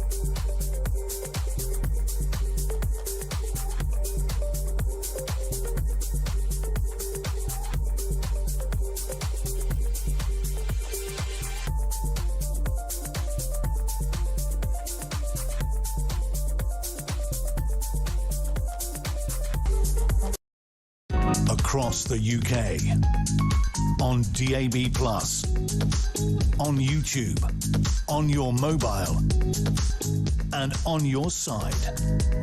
This is Talk. Right, yeah, it's Talk, it's Ash, just the last few minutes, don't forget. Talk Sport, Talk TV, unify, talk as one. It's Paul Ross after the news. Let's go to Grace in Ealing, West London. Hi, Grace. Hi. Hi. So, what do you want to talk about? I am appalled by what Edwina Currie said. It's just despicable. And I think one of the things that's concerning to me is that she's essentially giving an excuse to the perverted men who think that they are entitled to women. When I say perverted men, I mean the individuals. I'm not talking about the majority of men. I mean the few individuals who are inclined to think that they somehow have a right to women's bodies. She's kind of just... But some of them do think that from certain cultures, don't they? I mean, it's disgusting what, when we heard these court cases, what these people say, this is perfectly normal. Well, yeah, I mean, it's not just about certain cultures. I think that it's a problem of human beings, and we're privileged to live in a culture that has been shaped significantly by the teachings of a particular Jewish man 2,000 years ago, and that led people to understand that you shouldn't actually treat women in this way. So that has, to some extent, mitigated people in our society thinking that they should just do whatever to other people's bodies. It's going backwards, isn't it, Grace? It's going backwards, and this country's going backwards with its standards. We should be going forwards, Grace. The ancient Romans thought it was fine to just use women as they got up to every age. Disgusting, those Romans, the debauchery. Indeed. But now we've got it's not just about whether we've got people coming in who have certain views, and each person who comes in is different from each other person who comes in. They're all individuals. But we've also got people like Edwina Currie, a completely, British part of the institution, saying that men somehow need to have women. And, is that what she said? Is that what happened with John Major, do you think? I mean, I was a small child not following politics at the time that all that. Well, we never knew at the time. He was all going on about family values at the time. Little did we know. Anyway, look, Grace, I've got to go because I've got to make time for Paula. But give us a ring tomorrow, Grace. We're back on tomorrow at 10 p.m. So, Paula, you're probably going to be the last caller, so make it good. Yeah, I'm going to do. You look really nice with your hair tied back up. Thanks. Vanessa did that earlier for What Just Happened, where I play a character called Flash Ash. It'll be on air tomorrow at 9 p.m. Kevin O'Sullivan hosting and me and Samara Gill on the panel. What?